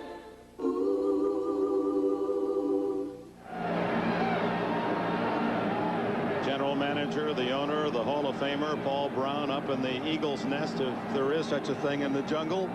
His team leads 14-10. A very defensive second half thus far, and part of it dictated by the Bills' poor field position. It is a field position game, Dick Enberg, but I gotta say, down there backed up in your own end zone with the Bengals thinking run all the way, a great opportunity to throw the ball. Now there are percentage passes you can throw down there that are just as safe as a running game, and boy, I think that's the time you got to go for it. Just take it, because if you don't win this game, where do you go? You go home and say, gee, if only we had done this, if and why. It's a tough one to call, but I think you're going to take some risks in this game. Well, Marv Levy apparently figuring 4:45 left in the third period, only a 4-point game. He's going to get more chances. He didn't want to give Cincinnati a cheap one.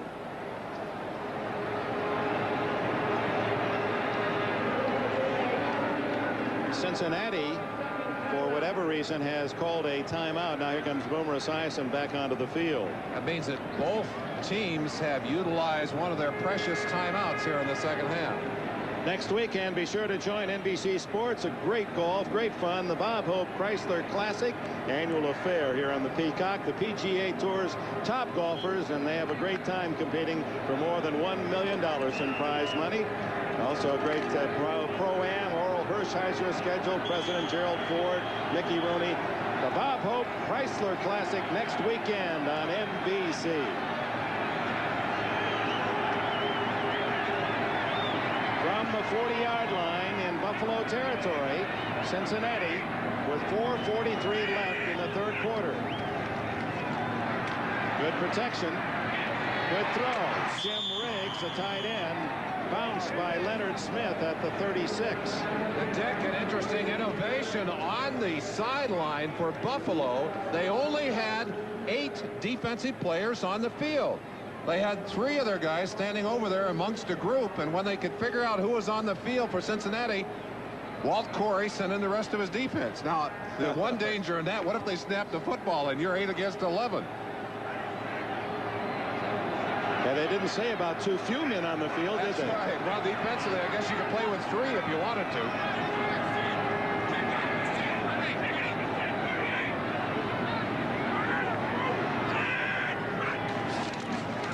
Second and 7, Nicky Woods inside the 35 to the 33, a gain of 3.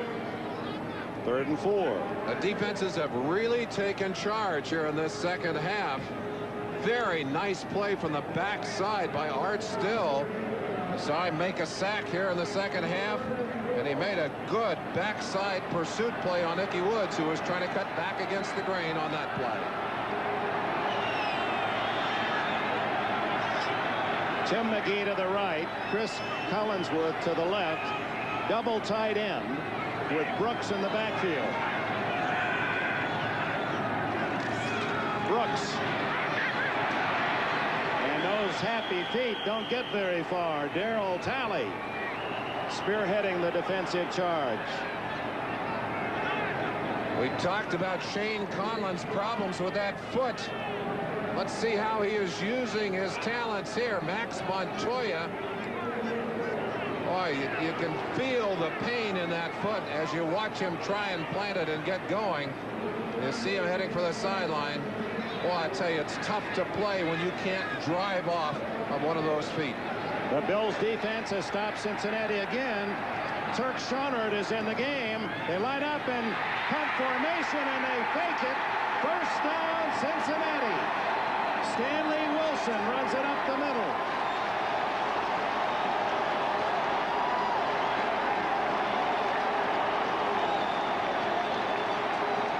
Now that'll be a play that we'll want to mark. Could be a key one in the second half. They had Schoenert go in at one of the up back positions up on the line. He just slides in under the quarterback. And of course they've got big people in there. There's Munoz, a lot of the regular offensive line in, and they made it easily. Picked up about 6 yards. And now are in field goal range. James Brooks to the 21-yard line, leaving a wake of Buffalo tacklers behind him. Still and Conlon finally got him to the ground. Sam White is always innovative. I guess maybe he's offering some other things. He said, well, you're going to legislate against the attack offense. What about this? You're going to legislate against this? Well, he is an ingenious guy, and I think he's good for the game. He's going to make all the coaches think about a better way to accomplish.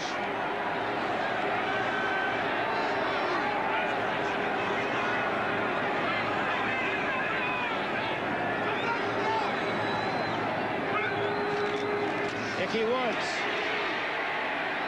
And he's stopped by Smith and Smerlis. That's going to be close to another first down, however.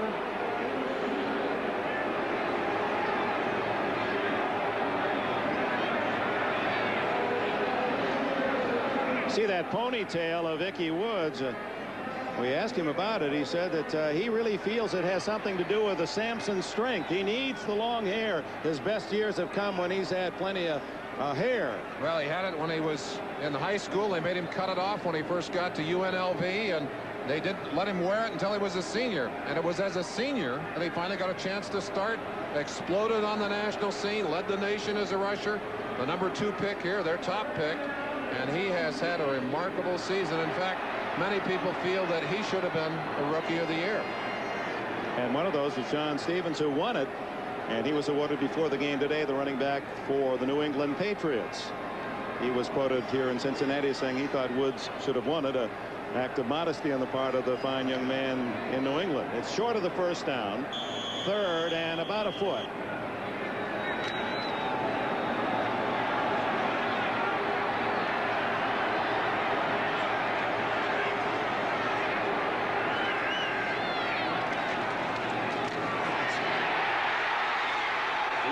To the 10-yard line. And he came close to taking that one all the way to the end zone. Sherman Cockcroft in the deep secondary finally dragged him down. Against this Buffalo defense, they have really simplified the running game. They're running that off-tackle play, and they're cutting back off the same play, and they're not doing a whole lot besides that. And look what they've been able to do. Well, that's Buffalo's numbers there. 27 points in the 3rd quarter, best in the NFL. Well, they're in danger of giving some up right now. Full 10 yards to go for Cincinnati.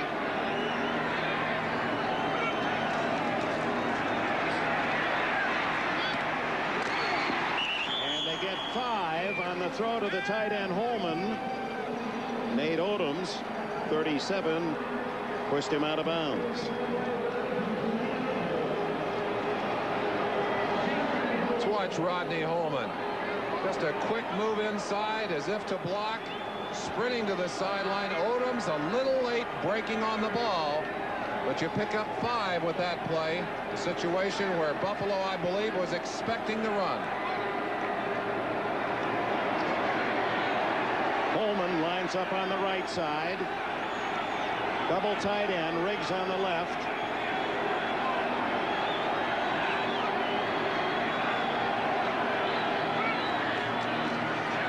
Woods hit in the backfield and dropped.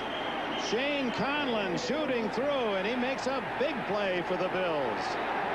And a flag is down over in the corner where Tim McGee and Derek Burrows have been going at it most of this quarter, as McGee trying to block Burrows, and Burrows retaliating. Let's see the call. We have a personal foul, disqualification on number 29 defense. Not only a personal foul, but they have thrown Burrows out of the game.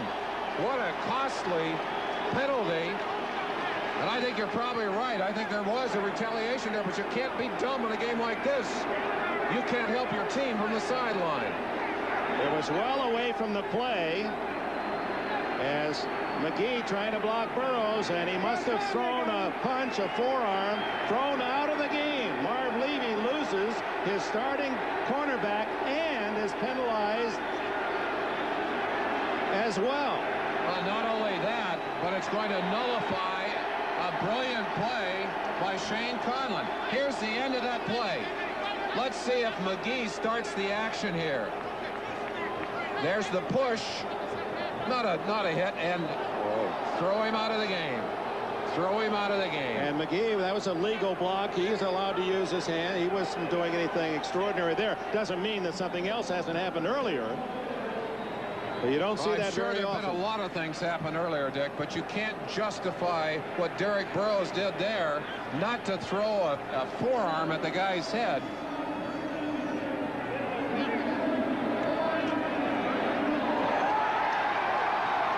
It's a first down, I believe, that goes with that on the personal foul. Automatic. So it'll be 1st and goal at the 4-yard line. Automatic, half the distance to the goal.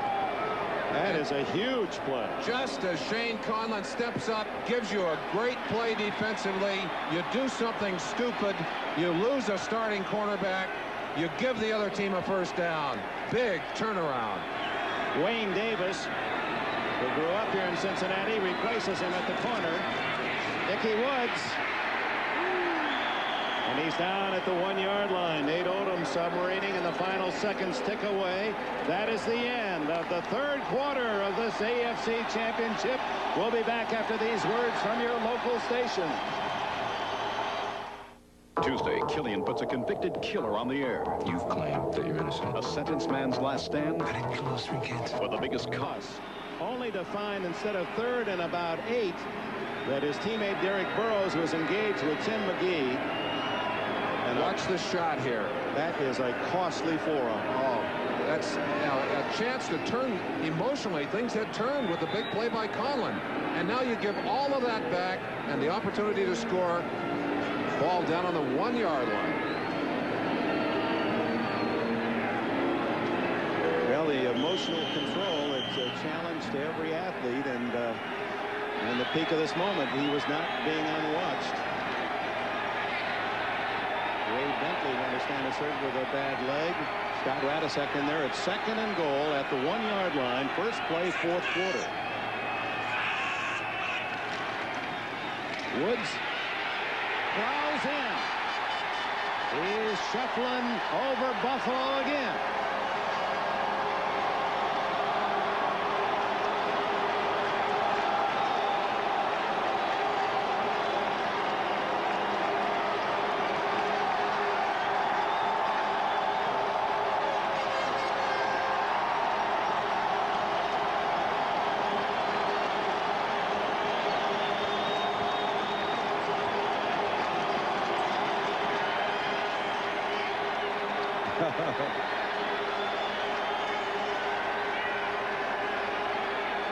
Boy, you have to feel for that young man, Derek Burrows. Some of the most important lessons in life are very painful, Dick. Jim Breach tacks on the extra point, and aided by a rare, severe personal foul ejection call against Derek Burrows, the Bengal drive continues and results in a 1-yard touchdown, his 2nd of the game for Ickey Woods, and it's now Cincinnati 21, Buffalo 10. As we look back at this game, that single play with the 2 sides of it may well have been the turning point of this game. The ejection, the big play that was nullified, it leads directly to this touchdown for Cincinnati, and a hollow, bitter feeling for Derek Burrows.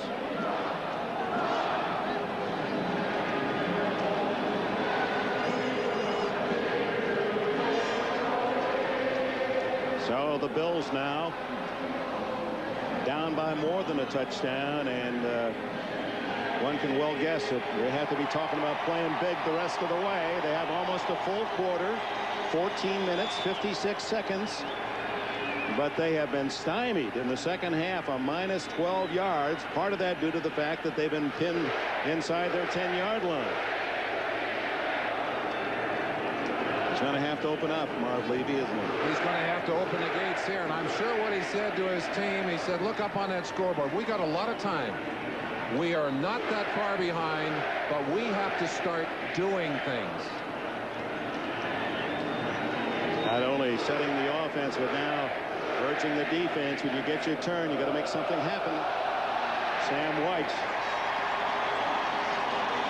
first time in the playoffs as a head coach for Whites, who was so close to being fired last year after a dismal season. Ball blown off the tee. Lee Johnson will reset it and get some help, apparently. Breeze Thomas kicking up here, and that's not good news for a team that wants to throw the football, as the Buffalo Bills must do. This is a gusty stadium, a circling wind that will make it a little tough on Kelly as he takes this ball and heads up the field. Errol Tucker is the deep man for Buffalo. But it goes to the side, and Ronnie Harmon at the 3. Harmon to the 25-yard line. Emmanuel King, the linebacker, a former #1 pick of the Bengals, makes the tackle along with Ed Brady, 55. And you say that's not a great return. It's only to the 25. Well, that's sure a lot better than starting on your own 2. Average drive for the game, the Bills 25, the Bengals from their 41. It seems to have been even greater than that. A penalty flag is down. Personal foul is the signal given by Gene Barth against Buffalo. A 15-yard penalty, however, it'll be half the distance to the goal line, Gene Barth's and then a first microphone down. not functioning. So we don't hear his verbal announcement, but they mark it back to the 13-yard line.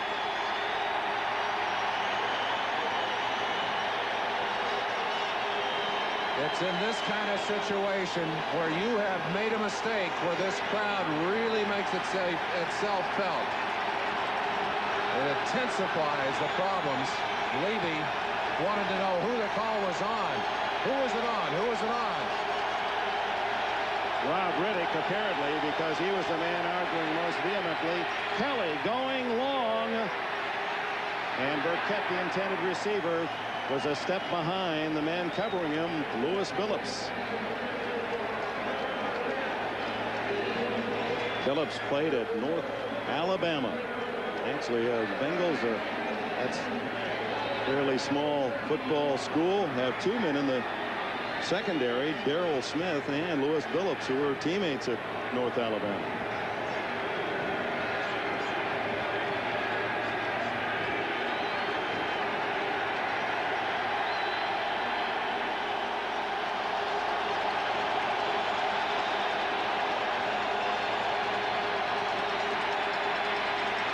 Kelly, he's got a man open, and hits him as he inbounds. No, he couldn't get both feet down.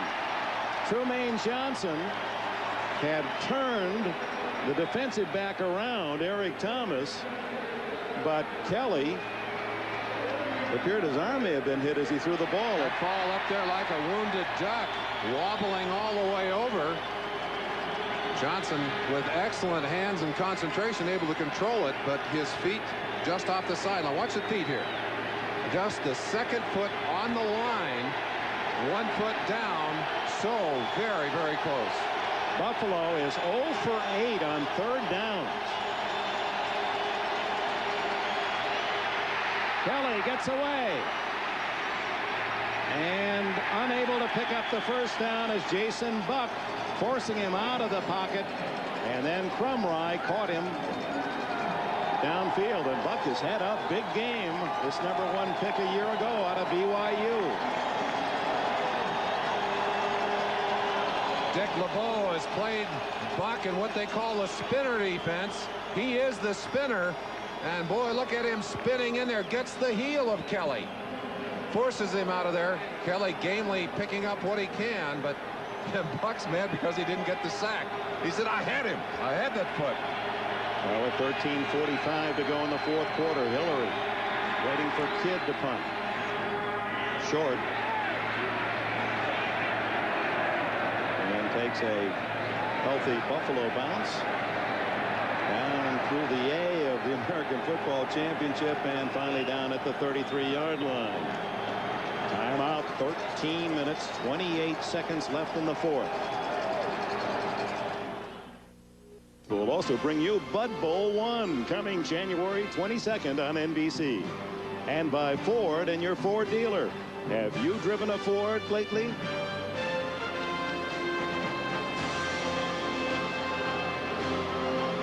From Riverfront Stadium, where the Bengals prowl in this their jungle, fans have cheered a Cincinnati lead, 21-10, 13.5 minutes to go. Buffalo starts after the punt from the 33.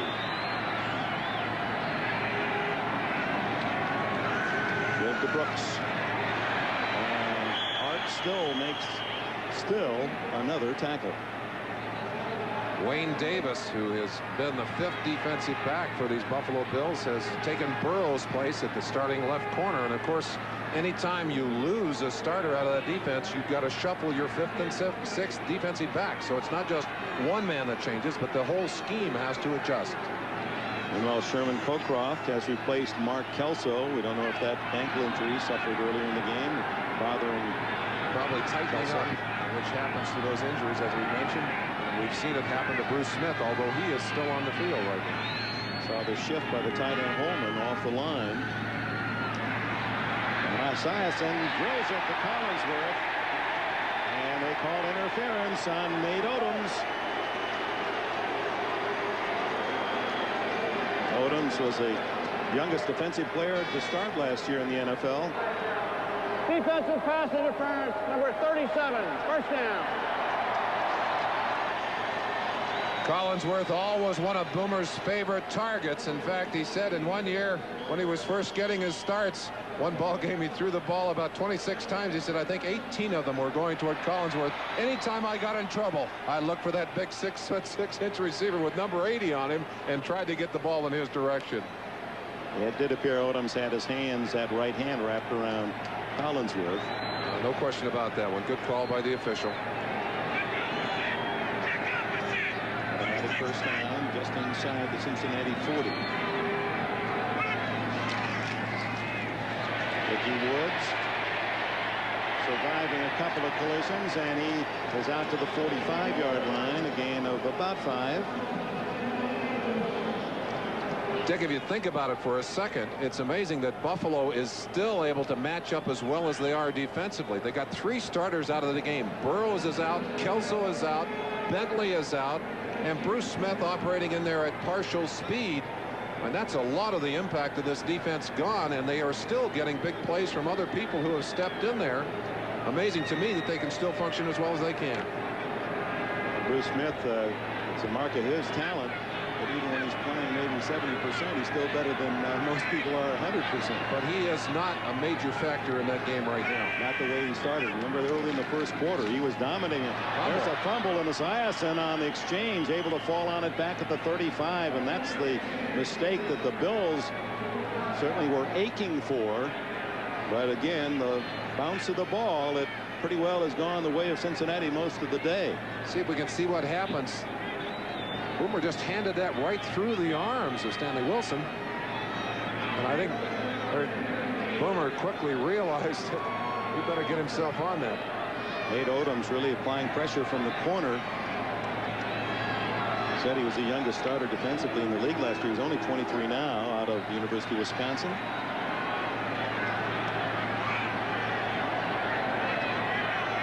Clock down to 11 minutes to go. Quick pop to Stanford Jennings out to the 39-yard line, and on 4th and long, in comes the punting unit. Cornelius Bennett makes that last tackle.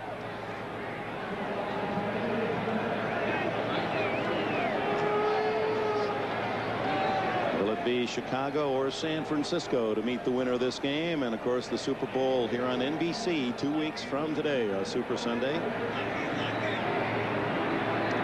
Johnson to kick to Errol Tucker. 10 men on the line of scrimmage for Buffalo. They had about 7 block punts the last 2 years. They're looking for a big play to get themselves back into this ballgame. But that Brady gets that snap back in a hurry. Whoa, Tucker having trouble as that ball spinning in the breeze. And down he goes at the 23. The man who snapped it, Ed Brady, gets downfield to make the tackle. Jim Riggs was there as well. Timeout. 10 minutes and a second to go.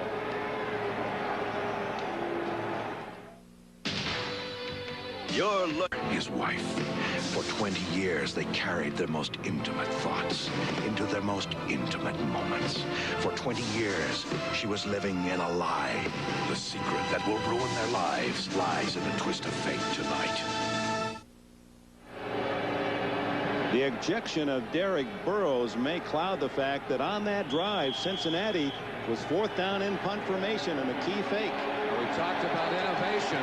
This play caught them unawares. They just stepped up and ran it out of that punt formation very quickly. Get the first down, keep the drive alive. Now Wilson. Yep. Wilson taking the snap from Turk Schoner. From the 23, Kelly. Everyone covered. And now Kelly too covered, but gets away to Rob Riddick. A fine catch by Riddick at the 28. A gain of 5. Kelly and the Bills are hungry for a first down here in the second half. They have had their troubles. Look at the field position first. Boy, that's awful field position, and they have not been able to do anything with it. Not a single first down here in the second half. Trumaine Johnson, and he just did step out of bounds at the 45. Everyone just stopped for a moment. Some suspended action. Johnson almost danced down the sidelines for a score. Kelly in a hurry-up mode, and this is how he hurt Cincinnati. In the earlier game this year, we mentioned that they got back within 7 points just as they started the fourth quarter of that game after being down 21-0. That's a time. He dumps it off to Harmon. And Ronnie Harmon finally pulled down by Wilcox from one side. And Ricky Dixon in on the play as well. Teams that have hurt the Cincinnati defense during the year did one of two things. Either they were able to control the football by running. Buffalo has not been able to do that today, or they were going out of a spread situation, spreading the defense and attacking. So Riddick out of bounds with a first down. And in fact, in that game earlier this year here at Riverfront Stadium, when the Bengals led 28-7 in the second half, Bills made a good comeback, and it was out of that short punt or the spread offense, and in fact were within a touchdown and had the ball deep in Cincinnati territory and might have tied. Levy very upset as he's saying that something is wrong on the clock. Something is wrong with the clock. Levy pointing to the clocks in the stadium and saying there's something wrong. One thing apparent for Levy and the Bills, there is plenty of time left, 8.5 minutes.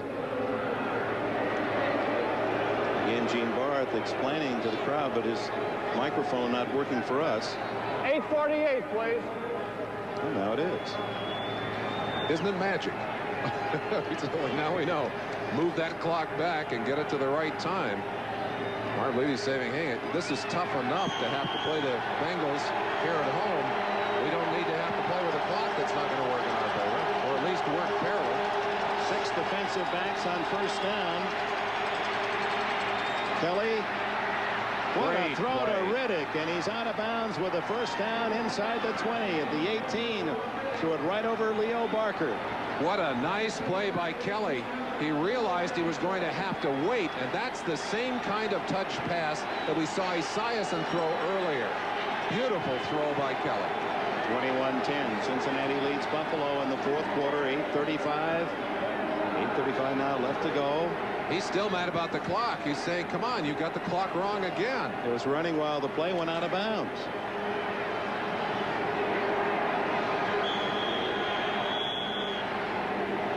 This has been the most explosive drive of the day for the Buffalo Bills offense, and certainly the only window they have had at all in this second half. And they used 13 seconds on the play.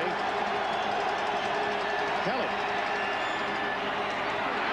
just misses connections with Ronnie Harmon, who thought he was pushed before the throw. It looked to me like he was bumped by Ray Horton, number 20. And Levy again saying they're not working the clock properly. 11 seconds used on that incomplete pass. That seemed to be more time than it actually took to run, that's for sure. Did not take a long time. Please reset the game clock at 8:29. 8:29. It was incomplete forward pass. That's he's saying when it's incomplete, you stop that clock. You do not let it run. They may be making up for the play before as well, because certainly it took more than 1 second. It was 8:30 at the start of that play, but it seemed like they'd let it run a little bit the play before as well. We're having trouble with the game clock. Please shut it down, and we'll keep it on the field until it's corrected. Please shut the game clock down. We'll keep the time on the field. Well, that's one way to solve the problem. At least solve the problem on the field. Might create one for the folks watching at home and the folks here in the stadium. Second down play. Over the middle, incomplete. Chris Burkett slammed into by Solomon Wilcox. It'll be 3rd and 10. And now Buffalo trying to convert its first 3rd down in 10 tries.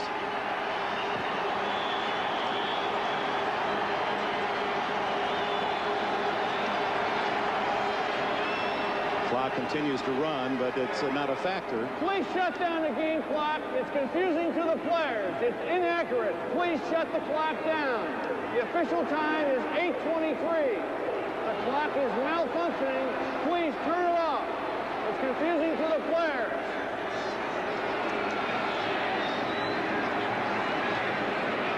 Third and 10 is the challenge for Buffalo. And I'm not sure that the clock on the scoreboard can be turned off. You perhaps have to turn off the whole scoreboard to get it to shut down. Well, that's the stat you referred to. They need one here.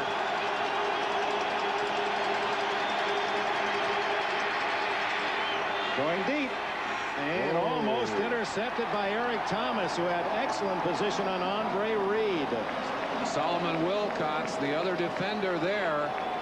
Andre Reed, the prime receiver in difficult situations during this season for Joe Kelly.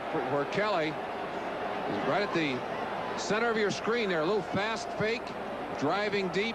Thomas, man for man. You'll see Wilcox coming over to help on this situation right there. Ooh. Boy, I'll tell you, it's just you get so close and yet so very far. 4th down, they're going. Kelly into the end zone, intercepted by David Fulcher.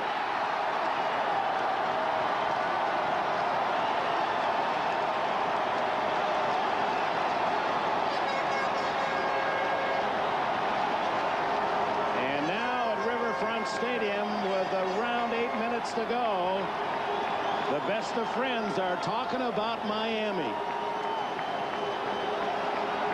It's that way. South, due south. Timeout.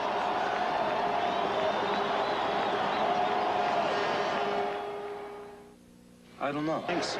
And today's AFC Championship game is being brought to you by Mazda Cars and Trucks, including the all-new Mazda MPV.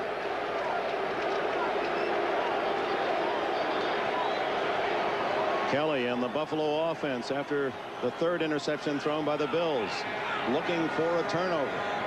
Time running out. We're midway through the 4th quarter. The clock has been turned off. We'll have to depend on sidelines reports to get you the official time. Holman, as Cincinnati figuring Buffalo would look run, goes to the short pass. Let's go back to that last play. Cincinnati utilizing 7 defensive backs. That's all they've got. They're all on the field. Excellent, tight one-on-one coverage. And David Fulcher, we questioned whether he would be able to play today with that bad leg. A play he has, and can he be effective? Well, I tell you, he made a play here that shuts the door on a lot of the Buffalo hopes. They've got a hope now to get the ball back on a turnover to get themselves back into this ball game. But what a play by Ray Horton on the coverage. Kelly just didn't have anywhere to go with it. And that's the kind of play, unfortunately, that he's made many of this year. Throwing the ball into coverage, trying to do it with his arm in a situation where it could not be done. Mickey Woods trying the left side of the line is short of the first down. Shane Conlon stacked him up. Well, the other game up at Soldier Field, Chicago, between the 49ers and Bears will start in about a half hour. We've got the 4th quarter here, and then we'll have the locker room interviews. Ahmad and Paul will be talking to winners and losers. We'll get the comments of Coach Don Shula with Bob Costas on our Budweiser NFL report. Well, it was a grand year for Buffalo Bills, their fans, and owner Ralph Wilson there in the center of your picture. But day to day, where the defense of the Cincinnati Bengals, you said that might be the matchup, and the Bengals defense has answered the call. They certainly have done that. Well, right now it's control the football time for Cincinnati. 3rd and 5. McGee gets enough for the first down, out to the 33. An 8-yard pickup. His first catch. Well, he's actually had 2 catches. That one and Derek Burrows. this is a high percentage pass, a little pass to the sideline, and you say, why aren't they running the football? Sam White had an interesting comment. He said, we need to run the football to win, but if we run it too much, we may lose the game. We have to mix what we're doing on the field. And he's done a great job of that. Bruce Coslett, his offensive coordinator, of course, feeding him information about the vulnerability of this Buffalo defense, which is being hard-pressed by injury here today. Here's the Woods. Well, that big fullback is so quick. Over 230 pounds. You see that little lean and step and then the quick move as he plows out across the 40. A gain of 8 more, maybe 9. One of the things that has helped Cincinnati this year is they've been able to run really a two-back offense. Both Woods and Brooks are halfbacks. Woods can also be a fullback. He's that big and strong, but he has the moves and the eyes and the feel of a halfback. Pretty big halfback and a pretty big day for him. 24 rushes, 93 yards. He's closing in on 100 yards again, Dick. As he did last week against Seattle. He really goes back to the day of Paul Brown and the Cleveland Browns and the big fullbacks. Of course, he had big ones here as well. Woods tripped up, but the ones that have preceded, and Larry Kinnebrew for one, preceding Ickey Woods, was a more north-south runner, a big guy that ran straight. Woods can give you that slash and cut back and quick step, go outside. And then right at the end of it, he can run north-south with the best of them. That's right. Push the pile. Now here it's either going to be 3rd and inches or a first down. And we have not heard any official word as to where the clock stands at the moment. Dick, while they're measuring that, you know, a lot of people say it's really the first-round draft picks that give you the strength.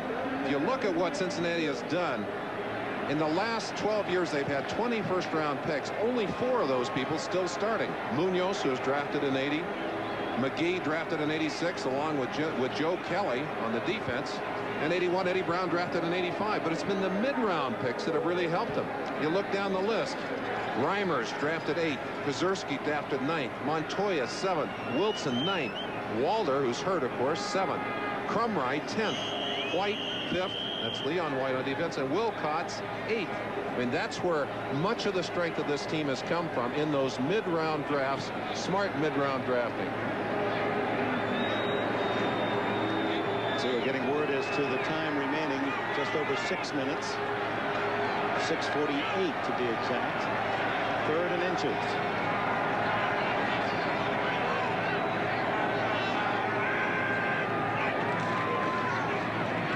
Woods outside. Good open field tackle by Wayne Davis, but it's another first down for Cincinnati. 99 yards for Ickey Woods.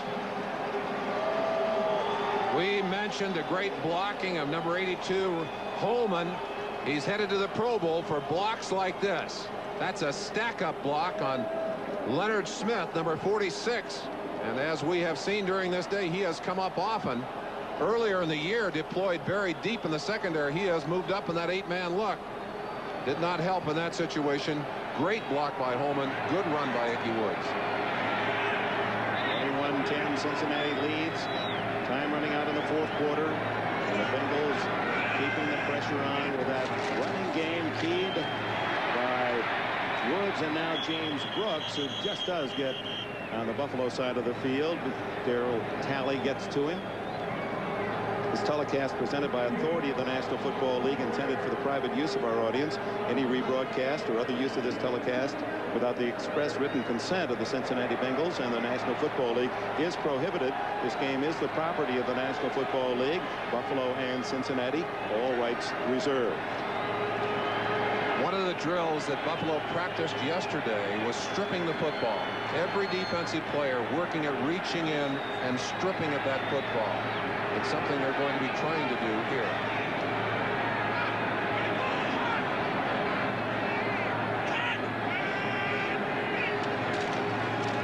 Stanley Wilson. Second effort, first down at the Buffalo 40.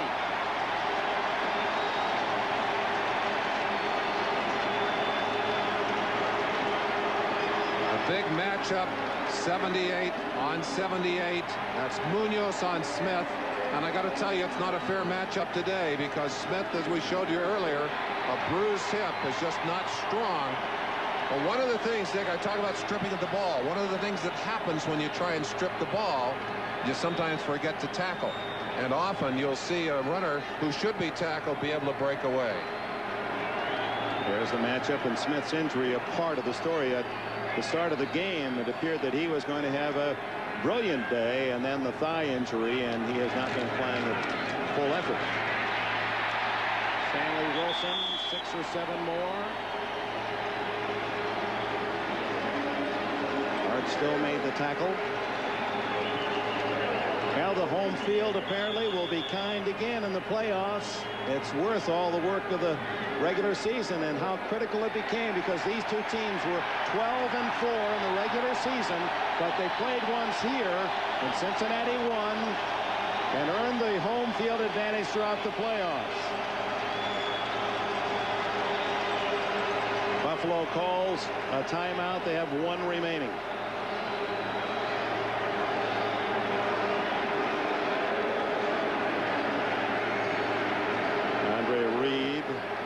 On the Buffalo bench, and even at that, after Cincinnati had beaten Buffalo, Buffalo had a game advantage on Cincinnati with a couple to play and lost to Tampa Bay in the next contest, and that then put them in an even position at 12-4, and the tiebreaker, of course, head-to-head. So apparently, although this is premature with about 4 minutes to go, Cincinnati against either Chicago or San Francisco. Time left 2 minutes and 53 seconds now, we understand. The clock not working.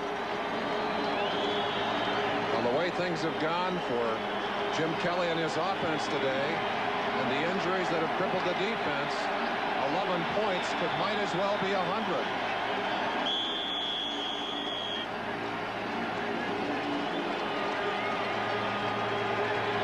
Two teams, two franchises that have rallied from disappointing seasons in 1987. Both had losing records to meet in this AFC Championship game. And now with less than 3 minutes to go, with 2nd down and 2.5. And Wilson is just shy of a 1st down. Should Cincinnati finish that out and win and play the Bears? The Bears won the last meeting impressively 2 years ago. McMahon had a big day and Esiason did not. If they play the 49ers, 49ers own the series. And you'll remember the game last year here in Cincinnati. That was the game Cincinnati had won. And with just seconds left on 4th down, Sam White ran the ball. San Francisco made the tackle, and with a couple seconds left, one pass Montana to Rice to pull it out of the fire. And if there was a single event that people pointed to that they said was going to get Sam White fired last year, it was that game. The fact that he is still here as a head coach, a tribute, I think, to the wisdom of a Paul Brown, who knew that if you go ahead and make that kind of change, you reshuffle the chemistry of a team, you have to start from scratch. This team would not be here today with a new coach. And I think it's a great thing to be able to see a second opportunity for a guy like Sam White and to see him convert so successfully. 2 minutes and 30 seconds to go for Mrs. Paul Brown and all the Cincinnati faithful. He is probably on his way to the locker room or the sideline, feeling, I think, that the time for celebration. Maybe he's going down to get ready to shuffle with Icky down there on the sideline, Dick. As we said last week, that's worth waiting for.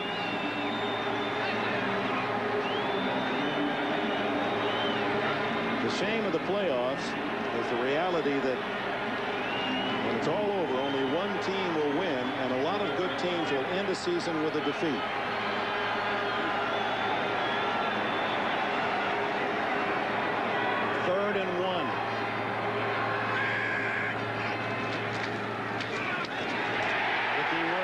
Over the 100-yard mark and a 1st down. And Papa Esiason says, "Get me a ticket, son. I'm going to Miami." He said, I'm going to shuck this overcoat and put on my Bermudas, and away we'll go. 102 yards for Ricky Woods. And should he come out on the next exchange, you'll hear quite a roar. They're letting the clock run down to the 2-minute mark. Amazing to me that a rookie player, and the rookies really suffer with that long season. Very difficult for them because the college season is half as long as what they played this year. Ickey has held up marvelously. Both sides now know the truth. Cincinnati's going. Mazda's got a brand new vehicle that's as unique and special and friendly as the family dog. Celebration is on. And now with no timeouts left for Buffalo, it's a 2-minute exercise and kneeling for Boomer Esiason. And then this game will be officially over. Time now for the Most Valuable Player Award, sponsored by Budweiser. Today's MVP, number 30 from the Cincinnati Bengals, rookie Ickey Woods. Budweiser will make a contribution to the United Way on behalf of today's MVP, and they'll shuffle that off to a very worthy cause. A lot of parts that make the machinery work. Uh-oh. Uh-oh. Not sure that